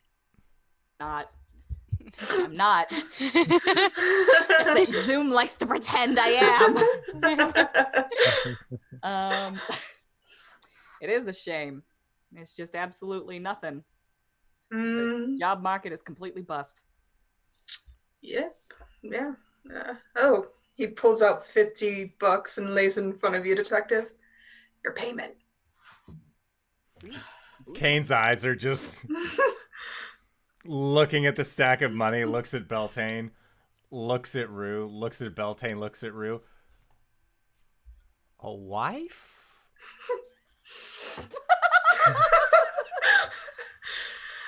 I like this boy. Where did you find him, Harker? There's a flashback. Nice. Okay. Rue looks off into the distance, and like you can hear jazz start to swell. And then you cut to a smoky jazz lounge where Rue is playing a clarinet next to a red-headed, handsome young man, and the 2 of them just look absolutely happy and in love, and the camera swoops back, and you see younger Kane just absolutely blasting it on the piano. And then just like back into Rue's mind, and she's like, a place long ago. Different place, a different time. Are you sure you didn't get rid of that Fey element in you?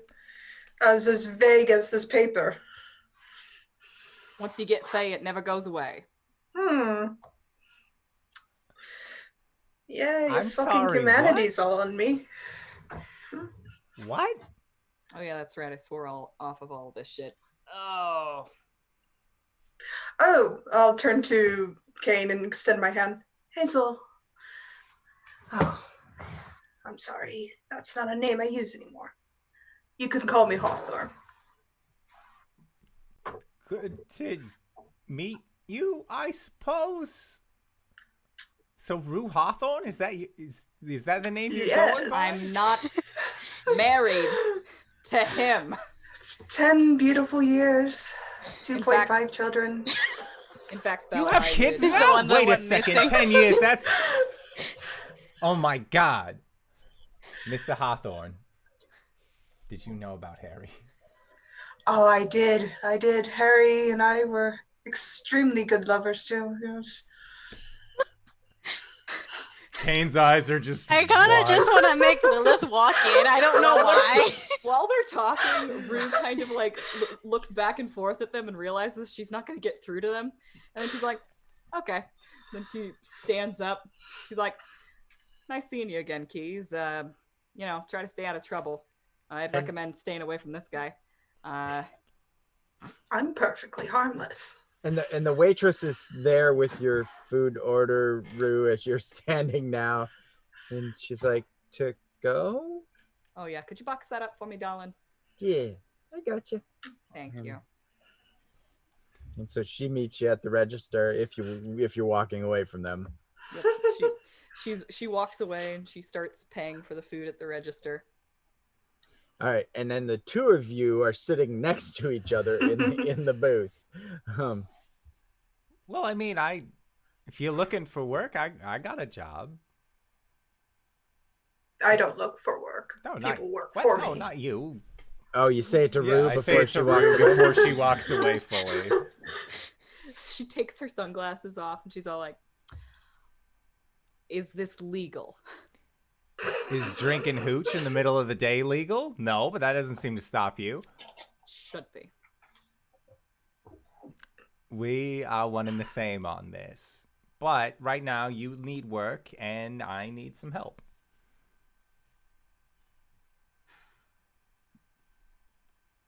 You got a trustworthy face. You always have.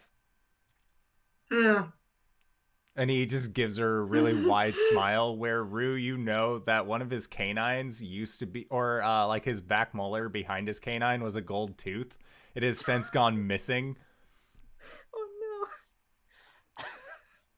no. She starts kind of like staring like pretty like pointedly at that.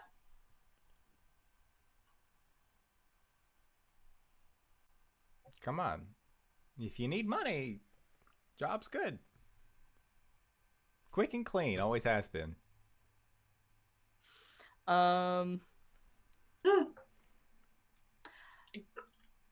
Rue opens her mouth as though she's gonna say something, and then she just passes out. Oh shit! Go and try and catch her. All right, give me an agility.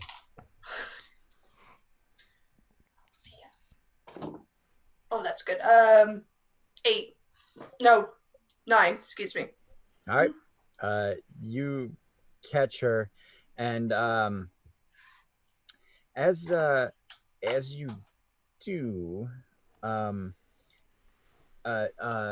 Kane, you too kind of went whoa to like grab or help or whatever, and it the bell in your pocket, ding ding ding ding ding ding ding ding ding, just starts ringing again. And the few patrons of the diner are all like looking around, and they look down the row at your guys' booth, and Rue, you're unconscious. You don't see it, but Beltane, you would. A couple of maybe sprites or pixies are suddenly in the window. Yeah. They've got little green and red suits on, and they're pressed against the glass. And Kane, how do you want to handle your version of the site? So it's still like the red and green striped, but they just look like vagrants and vagabonds that have just sort of like nose pressed against it and just, oh Jesus! The hell, go, get out of here, go. And they turn to each other, and they're talking to each other, And then one of them goes and gives you the fingers, like they're watching you kind of thing. And then the two vagrants in green and white, maybe like rotten old elf costumes or whatever, they seem to like Beltane, they like and flit away, but to you they walk off. Just host the detective up, look to Kane. What the fuck did you piss off? I Come did on. no such thing. I was at the bar all last night. 3 Manhattans neat. It was a great time. Let's go. You're coming with me. What? No, I'm not going anywhere. I'm with you. paying you to come with me. How much are you paying me to go with you? $60. Let's go. As I lay All down right, we're sold. $10. Who's driving? He thinks for a moment. Hold my arm real quick. Welcome I to have the to world of ask you a magic. very serious question. Uh, Are you made of gold? no. Excellent. That's And he'll weird. just grab a hold of your arm and then start walking with you. He looks at you. He just like holds a detective, pulls Kane close, and I'll spend 2 luck points to push this into the manor. Just step and push. Excellent. Okay. All right. And are you're doing like a plant walk, or are you doing your teleport? I'll do the plant walk. I'll find a diner, and the plant in the diner just vanish. Okay.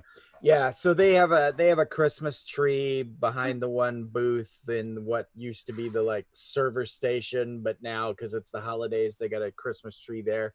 And to everyone else in the diner, it looks like you carried your drunk friend into the bathroom.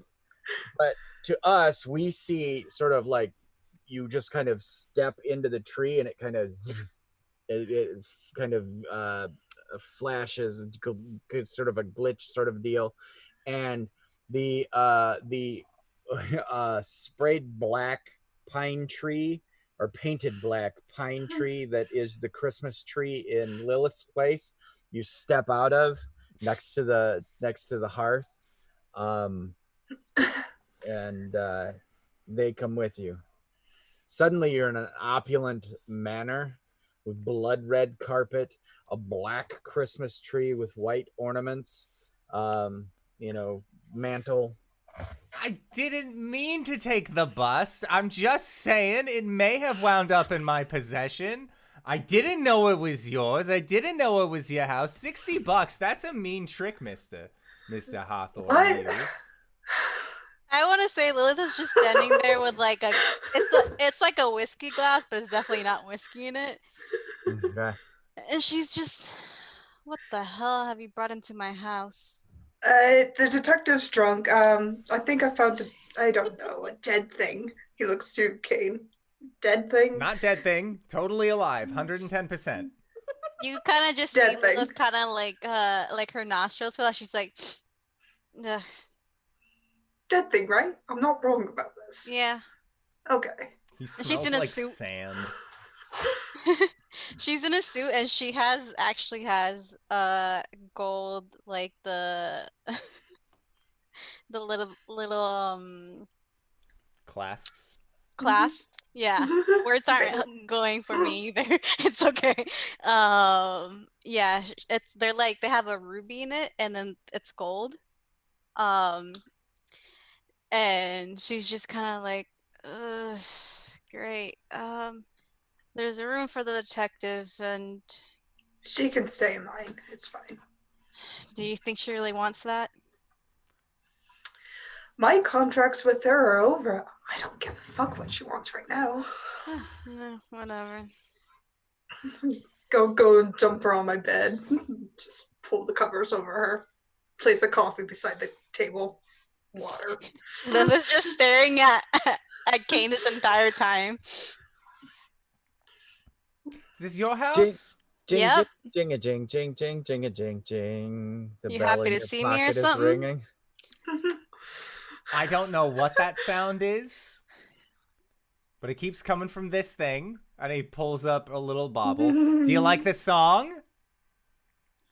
Not particularly. Then it's yours! And he doesn't even wait for you to finish telling him if you don't like it or not, and he's gonna try and pass it off to you. I was always told to give gifts to the owner of manses, of houses on top of the hill, so my gift to you, lady... Molyneux? Molyneux? And it's gold, and via sight you see that it is like the perfect sleigh bell. Where the fuck did you get this? Here and there.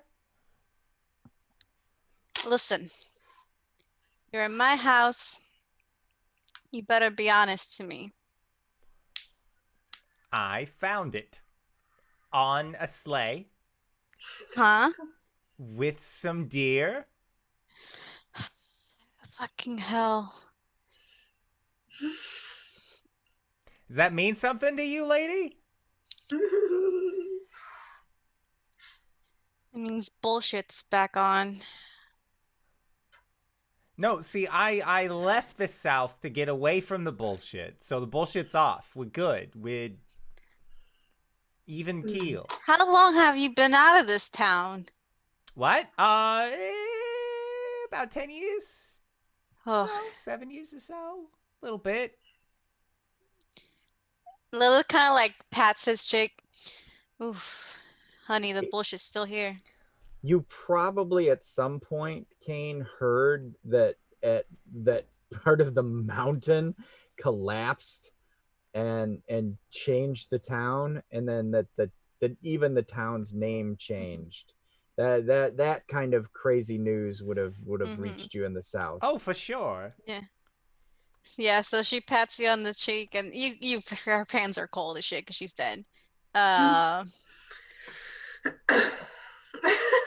would like to say that you just seem like femme fatale until you pat him on the cheek, and then like he sees like eyes flash red, takes note that your canines are a little bit longer, and just Yeah. You're not gonna get a meal out of me, lady. I'm just gonna throw that out there right now. Honey, I wouldn't sink my teeth into you the last thing on earth. Good. That's what I like to hear. Thank you. Belte!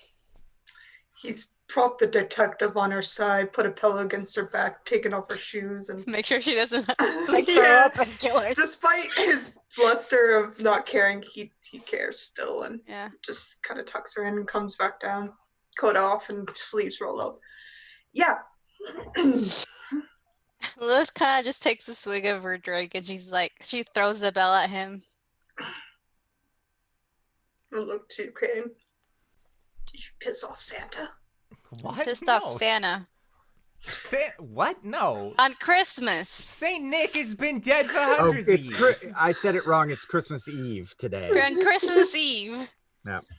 Don't be ridiculous. Santa is just what you tell kids, so that way they act good on Fucking you. pissed off Santa. We saw some Christmas elves today.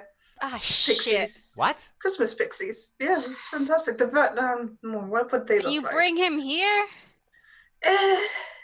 At what point did we see Christmas pixies? Okay. The diner. Does he not?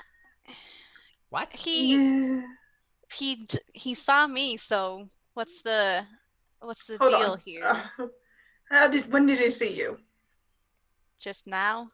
I've been seeing her since we came in here. She's right over there. No, what did you do for him to see you?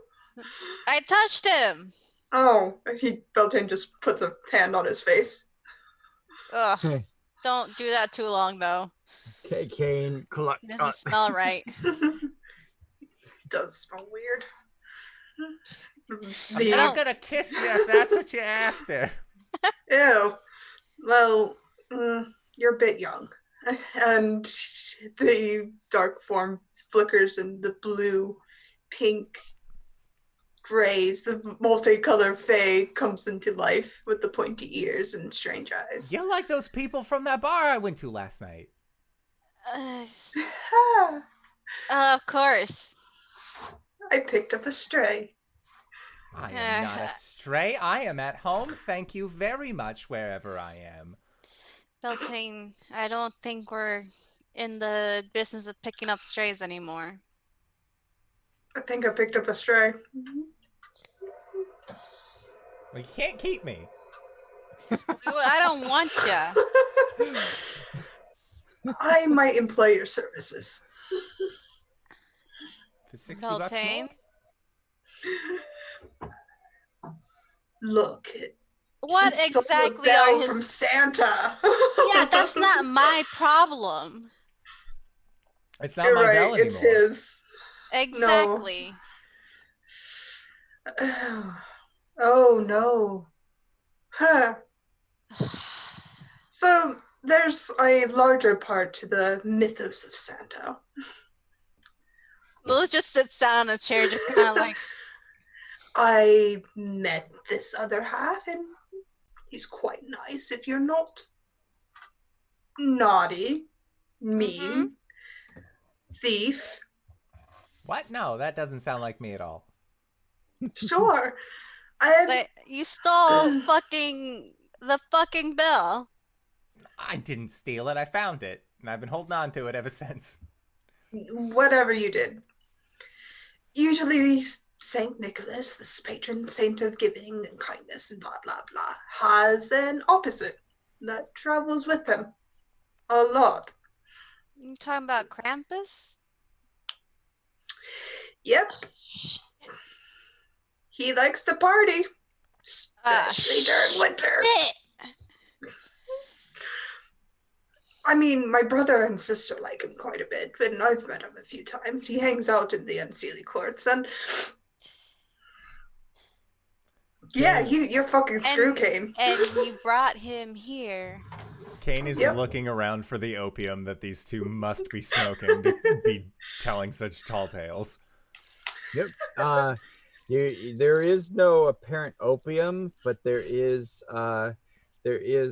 some sort of thick, maybe slow gin or something in a bottle, and there's some rather fine whiskeys. I'm just gonna help myself to some whiskey. Okay. Those are mine. I wouldn't touch the other one if I were you. It's poison. Lilith goes, opens it, pours herself some. And at that point, Kane, you see it can only be described as a goblin run past the door. Like there's an archway into this room, and this little goblin goes. Kane just like, jump at Jehoshaphat, and like holds up his hands and clearly drops the bottle of whiskey. Come on. I can't get another bottle of that. That's the last of it. Just grabs another one from the shelf, uncorks it, and starts pouring himself. Don't touch anything. And then you see I guess it would be an orc. An orc comes into the room and is like, "Oh, I'll get that right away, ma'am." And he gets the whiskey bottle that had been turned over, and we look, is basically like this close to you, Kane, and he like gives you an eye, like, "What are you looking at?" And he, tusks and the whole thing, and puts the bottle upright, and then just kind of gives you a "good day, sir" kind of look, but doesn't say anything, and then like turns and walks away. Staring isn't nice, right? That guy's green! Beltane, How long Did you have you see held his this face? Are you new to the supernatural world? What do you mean? What do you mean? What a natural? Oh Kane? man. Kane, is that your name? Yeah? Look at me. What do you see? I see a femme fatale who looks like she's gonna step on me at any moment. I mean, you're correct, but what color are my eyes? He like looks at you, takes a drink, gets a little bit closer, takes a drink, gets a little bit closer until he's like right next to you.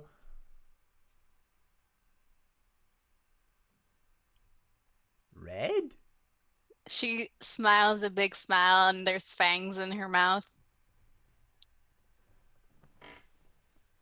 And he just starts like taking several steps back, just turning, drinking more whiskey, going back to where he had more. Just And I found a baby.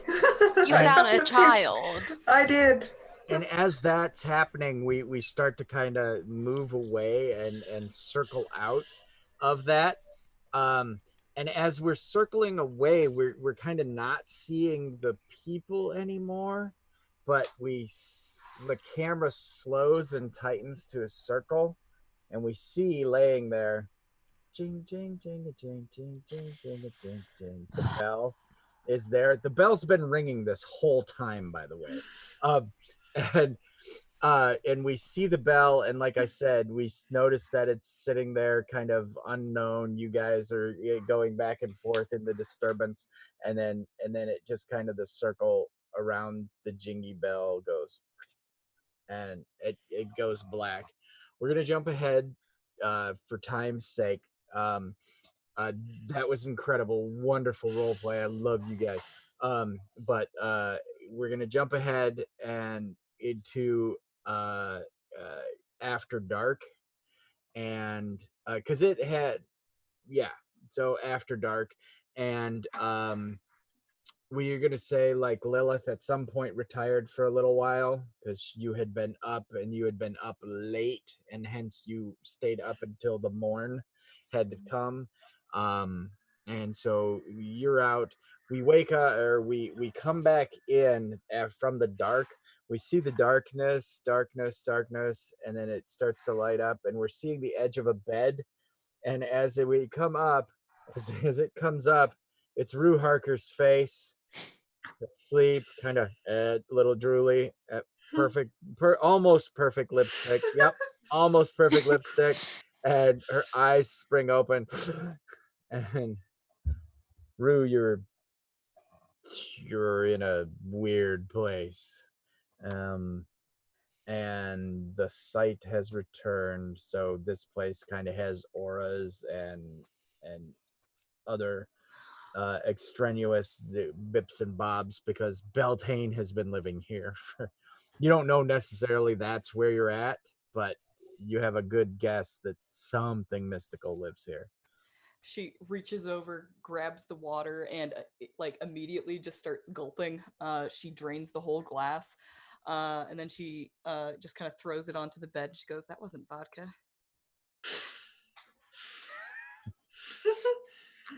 Of course, it and- wasn't vodka. And Beltane's there. He's reading a book. He's sitting in a chair at the foot of the bed. Hey. Hey, Belle, how you doing? Better than you. I'm sorry what I said in the diner. That was rude. Oh, now I remember that. And, oh, yeah, that was rude. I'm sorry.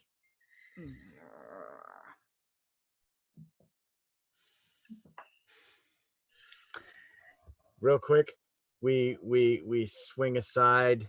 Darkness has come.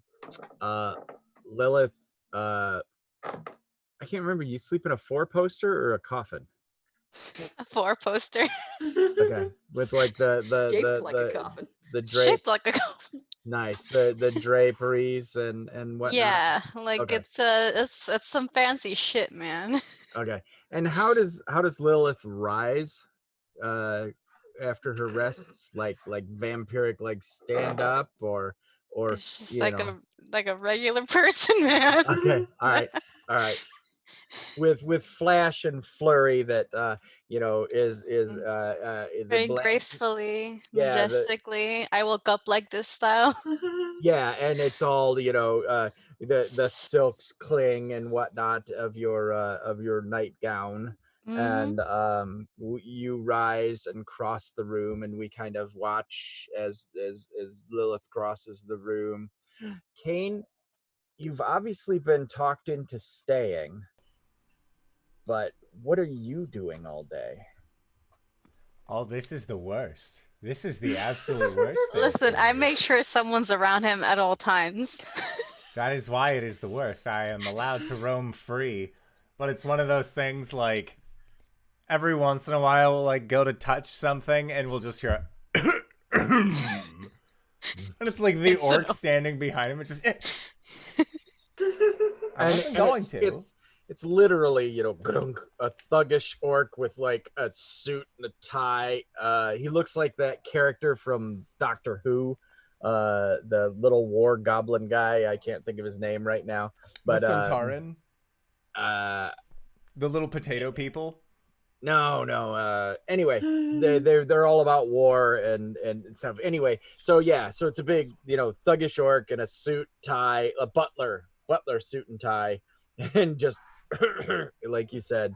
Do you have like an entertainment room? Something for me to do? I do have a piano You have a room. piano. I'm sure you have billiards and a, you know, a in a house speakeasy kind of room. I do have a piano room. Lilith plays piano. Yeah.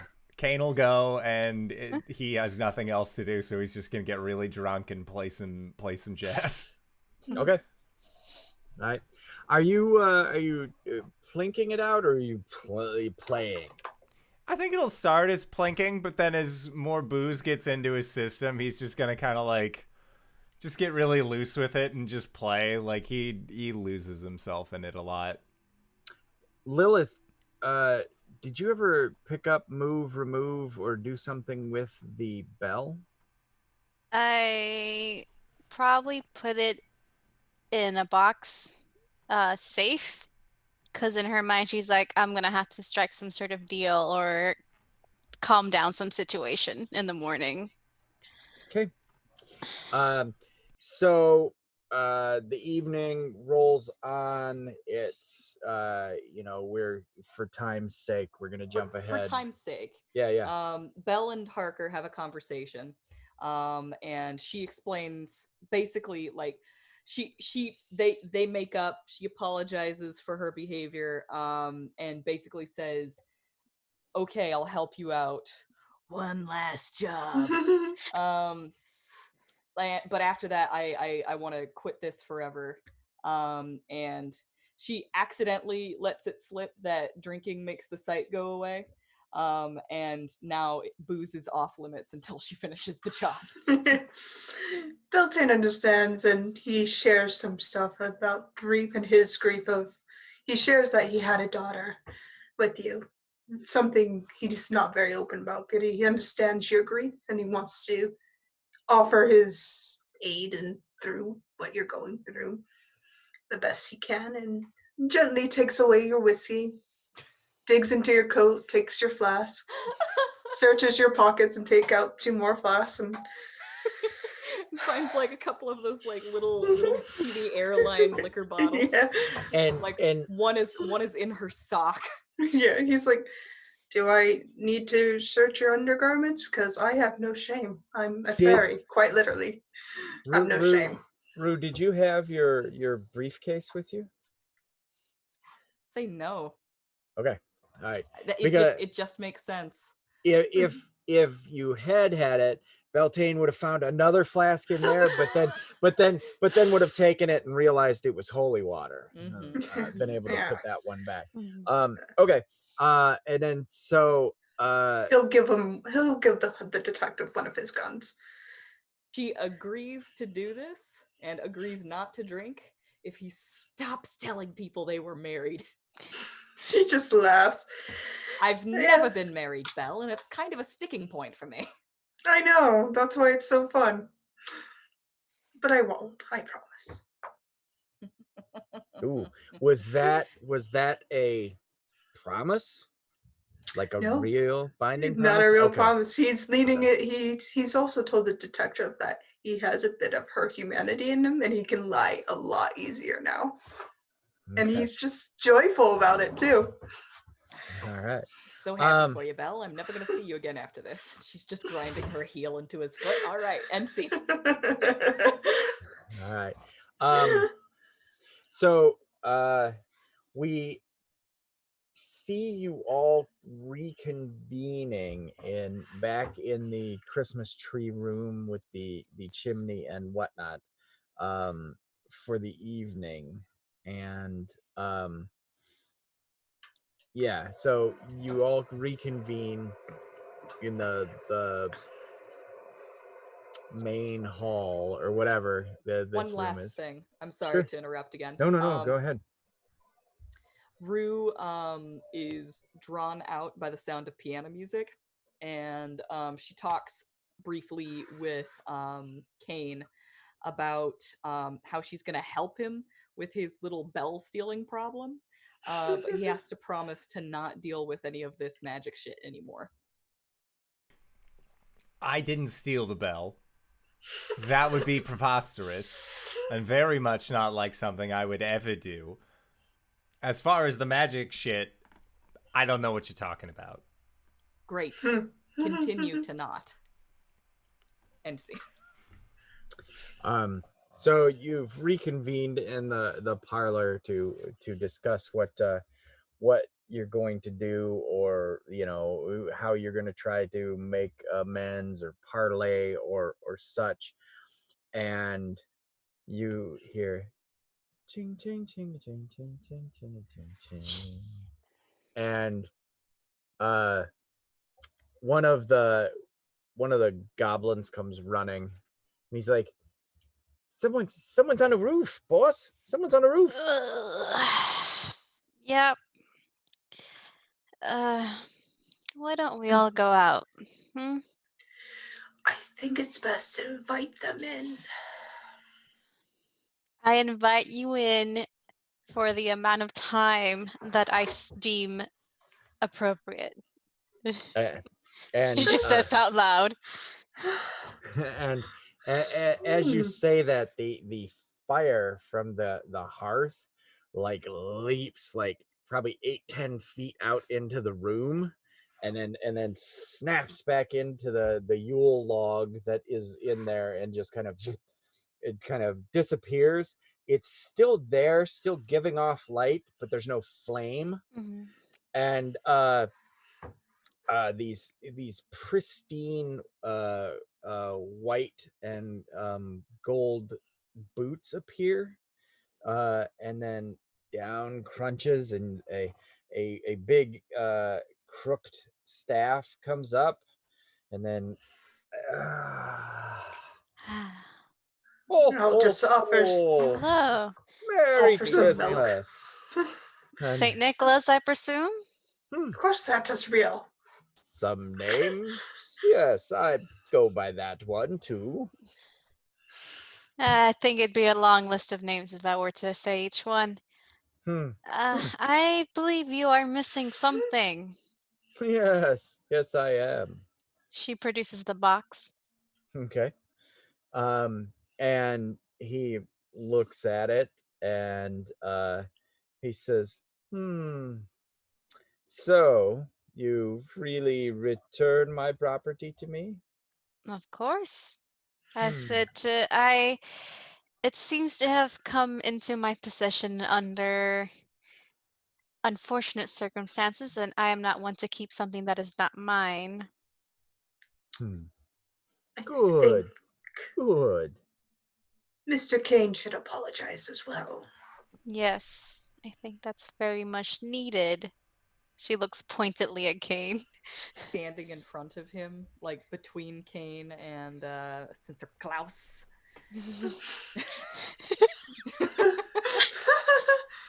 He's like hyperventilating. Like he's new to the magical world. he's the big man.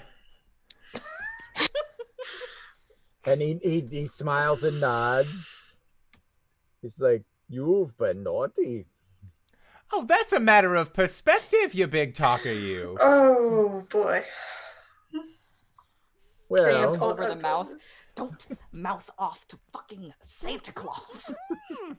Don't swear in front of Santa Claus. And Oh, dear Lord. Fuck. he takes the box like on one arm and oh, and he touches the side of his nose and he goes up the hearth. Oh, I'll call up the hearth and say, give this to Krampus. I forgot to give it to him last year. I'll tell him I'm sorry. I'll just hand him a little box of holly. You'll like that. And it goes up the thing, and you hear, I guess you would hear, and then crunch, crunch, crunch, crunch, crunch. I'll just turn to Lilith. He loves holly. Like, he gets... It's Is it like catnip for like cats? Yeah. Okay. Yeah. It's a good gift.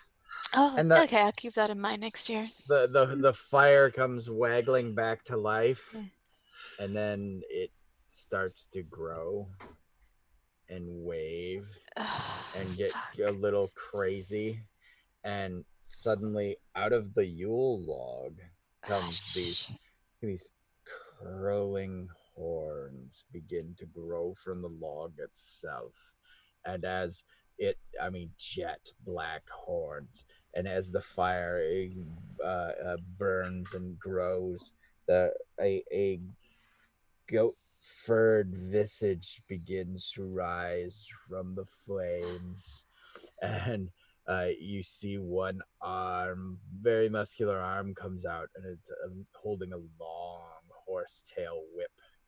And then the other arm comes forward, and it has a hand of switches, like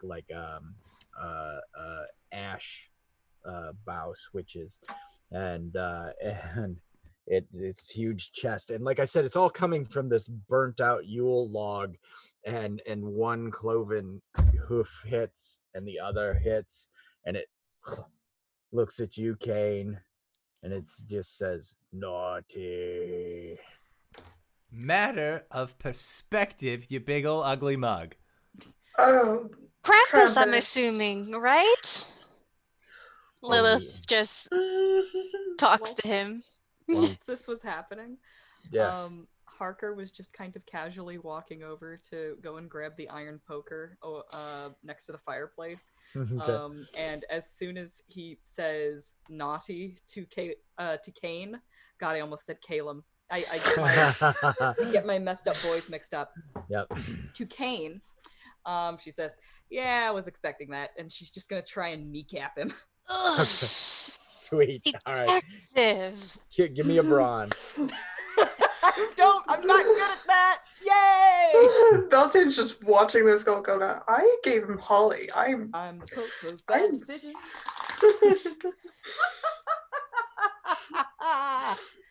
11. Oh, nice. Whoa. The iron hits home on his inverted goat knee, and he goes down on one knee, and his eyes like get that animal glazed glow, sheen or shimmer, as he looks suddenly at you. Naughty. Detective, please. And this is like actually the first time she's talking to the detective straight on since she's been in her house. Do not do that to a giant goat with a whip and other weapons. And you see it's got this like wrestler's weight belt on. Oh, and dear. on the back of it there's two huge bells, but you realize those bells are like child skulls, and on his back is a bag, like a pack, how to put it, it's like a basket with a bag in it, on his back, and the bag is kicking, and you can hear children in the bag. I think we found where the missing children are going. Naughty. And I I'm mean, sh- by right, Krampus has rights to their souls. that's very true, and this is really none of my business, but Krampus, sir, I'm sure she didn't know what she was doing. It was more of a self-defense. He didn't know what he was stealing. So really, is it naughty if they do not know? Yeah. and it's just that the face doesn't change, like you're talking to a wall, and then it goes whoosh and lashes out. Kane, if you would give me an agility check to dodge the magical horsehair Oh whip. Christ! This is really none of my business, so I'm just gonna That's step a back. 13. All right. You dodge the horsehair whip. It cracks in the air where you were, and snaps back, winging through the room. Rue, a big handful of switches comes towards you. I would like the same agility roll, unless you can come up with another way to defend yourself. Agility sounds about right. She's gotta Okay. jump back as they Okay. come for her. I'm good at that though. 8. 8.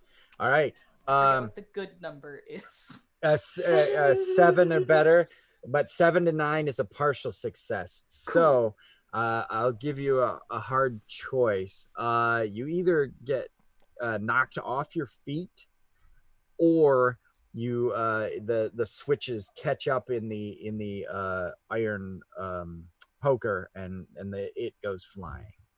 I'm gonna say I get knocked off my feet. Okay, you hit the at least plush carpeted floor, and kind of get the wind knocked out of you. The switches wrap around my leg briefly, and that gets pulled out from under me. Yep. And Beltane, what do you do? Lilith stepped back like, An idea kind of formulates in his mind, and he knows it's truly a wicked thought, as he's sworn not to do something like this. But he steps forward and says, I invoke a contract with Krampus on my behalf. Before that, let's try something, shall we? I want this, my dear. I don't think that's appropriate right now. It's very appropriate. It's after a wicked soul, after all. And like I said, almost serpentine, he kind of turns when you said the contract thing, and he like is staring down at Beltane. And what would this contract be, if you don't mind me asking?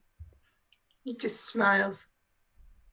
There is somebody you can access, Krampus. I have no longer access to, but she is a very dirty soul, and I think would complete your Christmas collection for this year. For the 2 souls around you.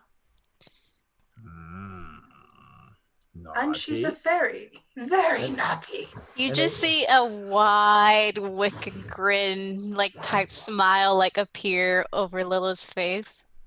Oh, I like this. You can take her son too. Both of them. 2 souls? For these 2 souls. Rid me of something.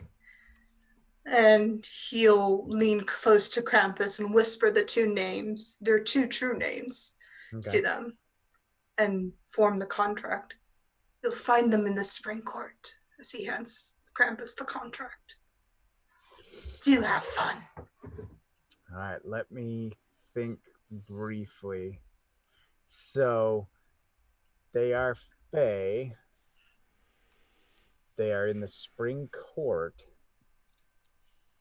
What is their crime? They killed Beltane's daughter. Okay.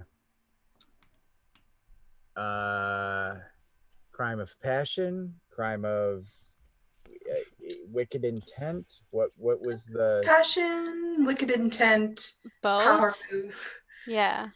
It was to get Beltane out of the court, out of the Feywilds, and okay. So it was It was. It was. Yeah. This Yeah. is pure and simple revenge Yeah. on the other part. Okay, If but this doesn't work, I'm going for the nuts next. but they did that to frame her or him, Beltane. Yes. Okay. All right.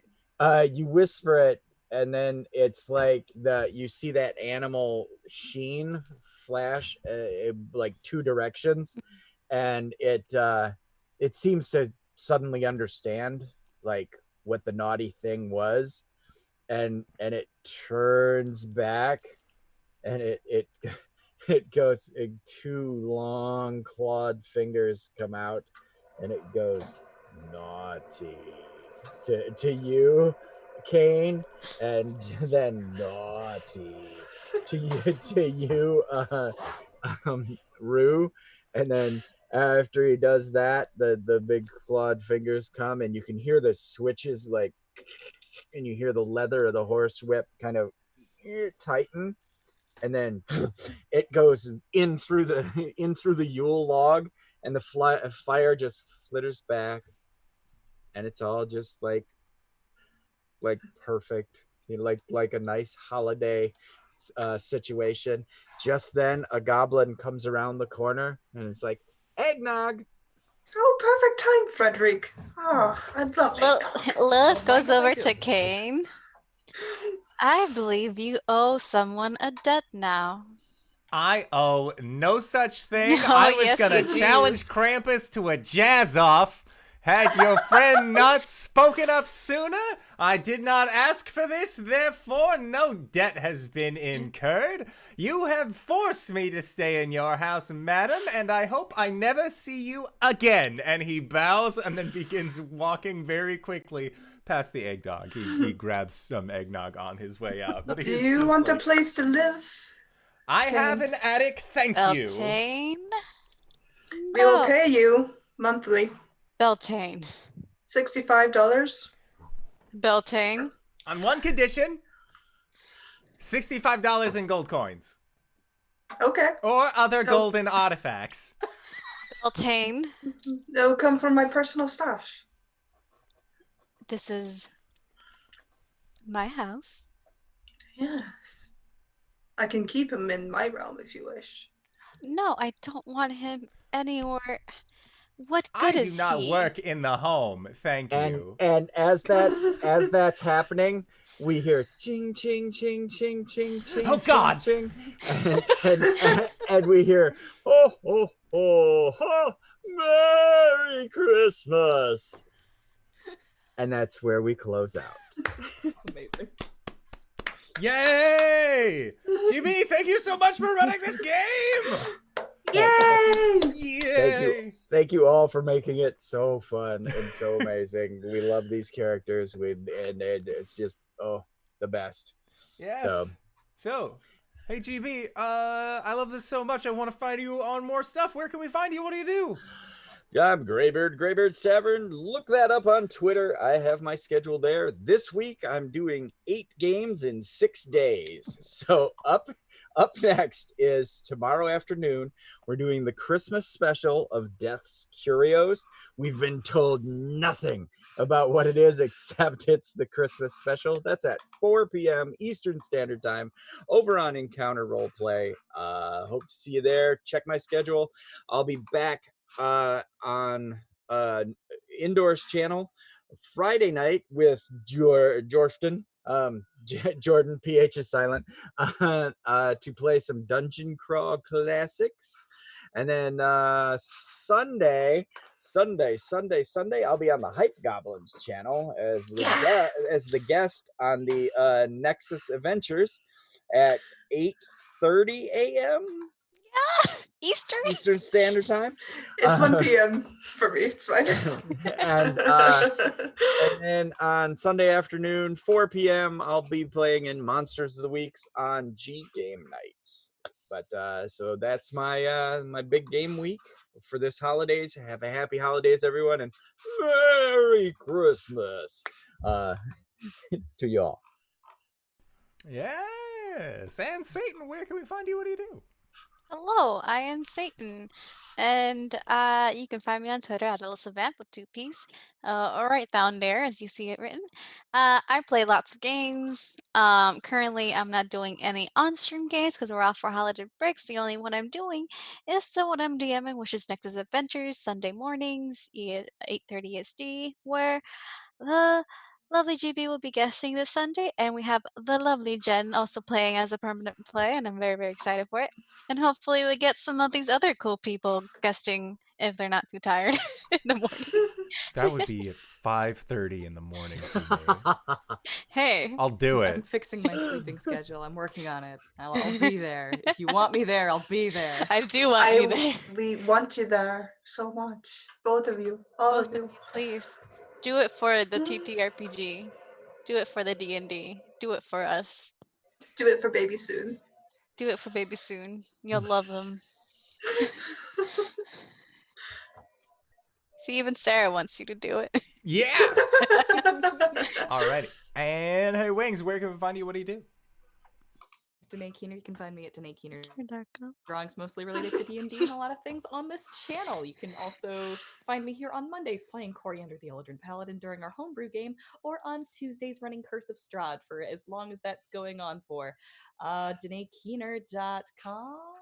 I'll be here also tomorrow and the day after because we are having games all this week, and I'm going to be in a lot of them. So see me again on Thursday and Friday, DanaeKeener.com.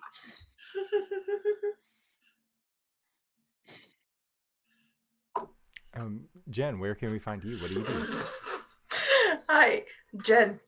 You can find me on Twitter at LaughmakerDND, and you'll find me on Sunday's game with Alyssa, doing her thing, torturing our characters, fighting chimeras, whatever. Find us there. And this Thursday, I'll be over at Beladrit's channel running a D&D game where my players are recovering from the shock of, maybe the DM does know how to raise an entire city with a Dracolich. And that should be scary and fun. Yay. What the fuck? That sounds rad. If you have made it this far, you probably already know who I am. But if you don't, hey fella, what's up? It's me, your buddy, your pal, your friend, the Indoor Adventurer, the showrunner here at twitch.tv/Indoor Adventures. We do shows like this Monday, Tuesday, and Thursday at 5:30 p.m. Pacific Standard Time. But this week and this week only, you also get bonus episodes on Wednesday and Friday. So, as has been said before, Monday we got our homebrew campaign. Tuesday is Curse of Strahd for the next. Oh God, it's coming to an end soon, and it makes me scared. Wednesday of this week, hey, you had Monster Noire, our once monthly improv game that GB made up at 1 a.m. on a tired night back when we were still doing one-shot Wednesdays. So GB, thank you so much for creating this game. On Thursdays, we have Ghosts of Saltmarsh, which means that this week it is actually going to be a part 1 of our annual Christmas crossover event where the Four Keeps and our Ghosts of Saltmarsh crew are going to be intersecting their storylines ever so slightly. It's some holiday funness, so I would recommend checking it out. And then, of course, on Friday, as GB said and Danae has confirmed, our dear friend Jordan of the Forgotten Realms Explained YouTube channel is going to be running a game of Dungeon Crawl Classics for quite a few people of the channel. This will be one of the few games this year that will be hosted that I will not be a part of.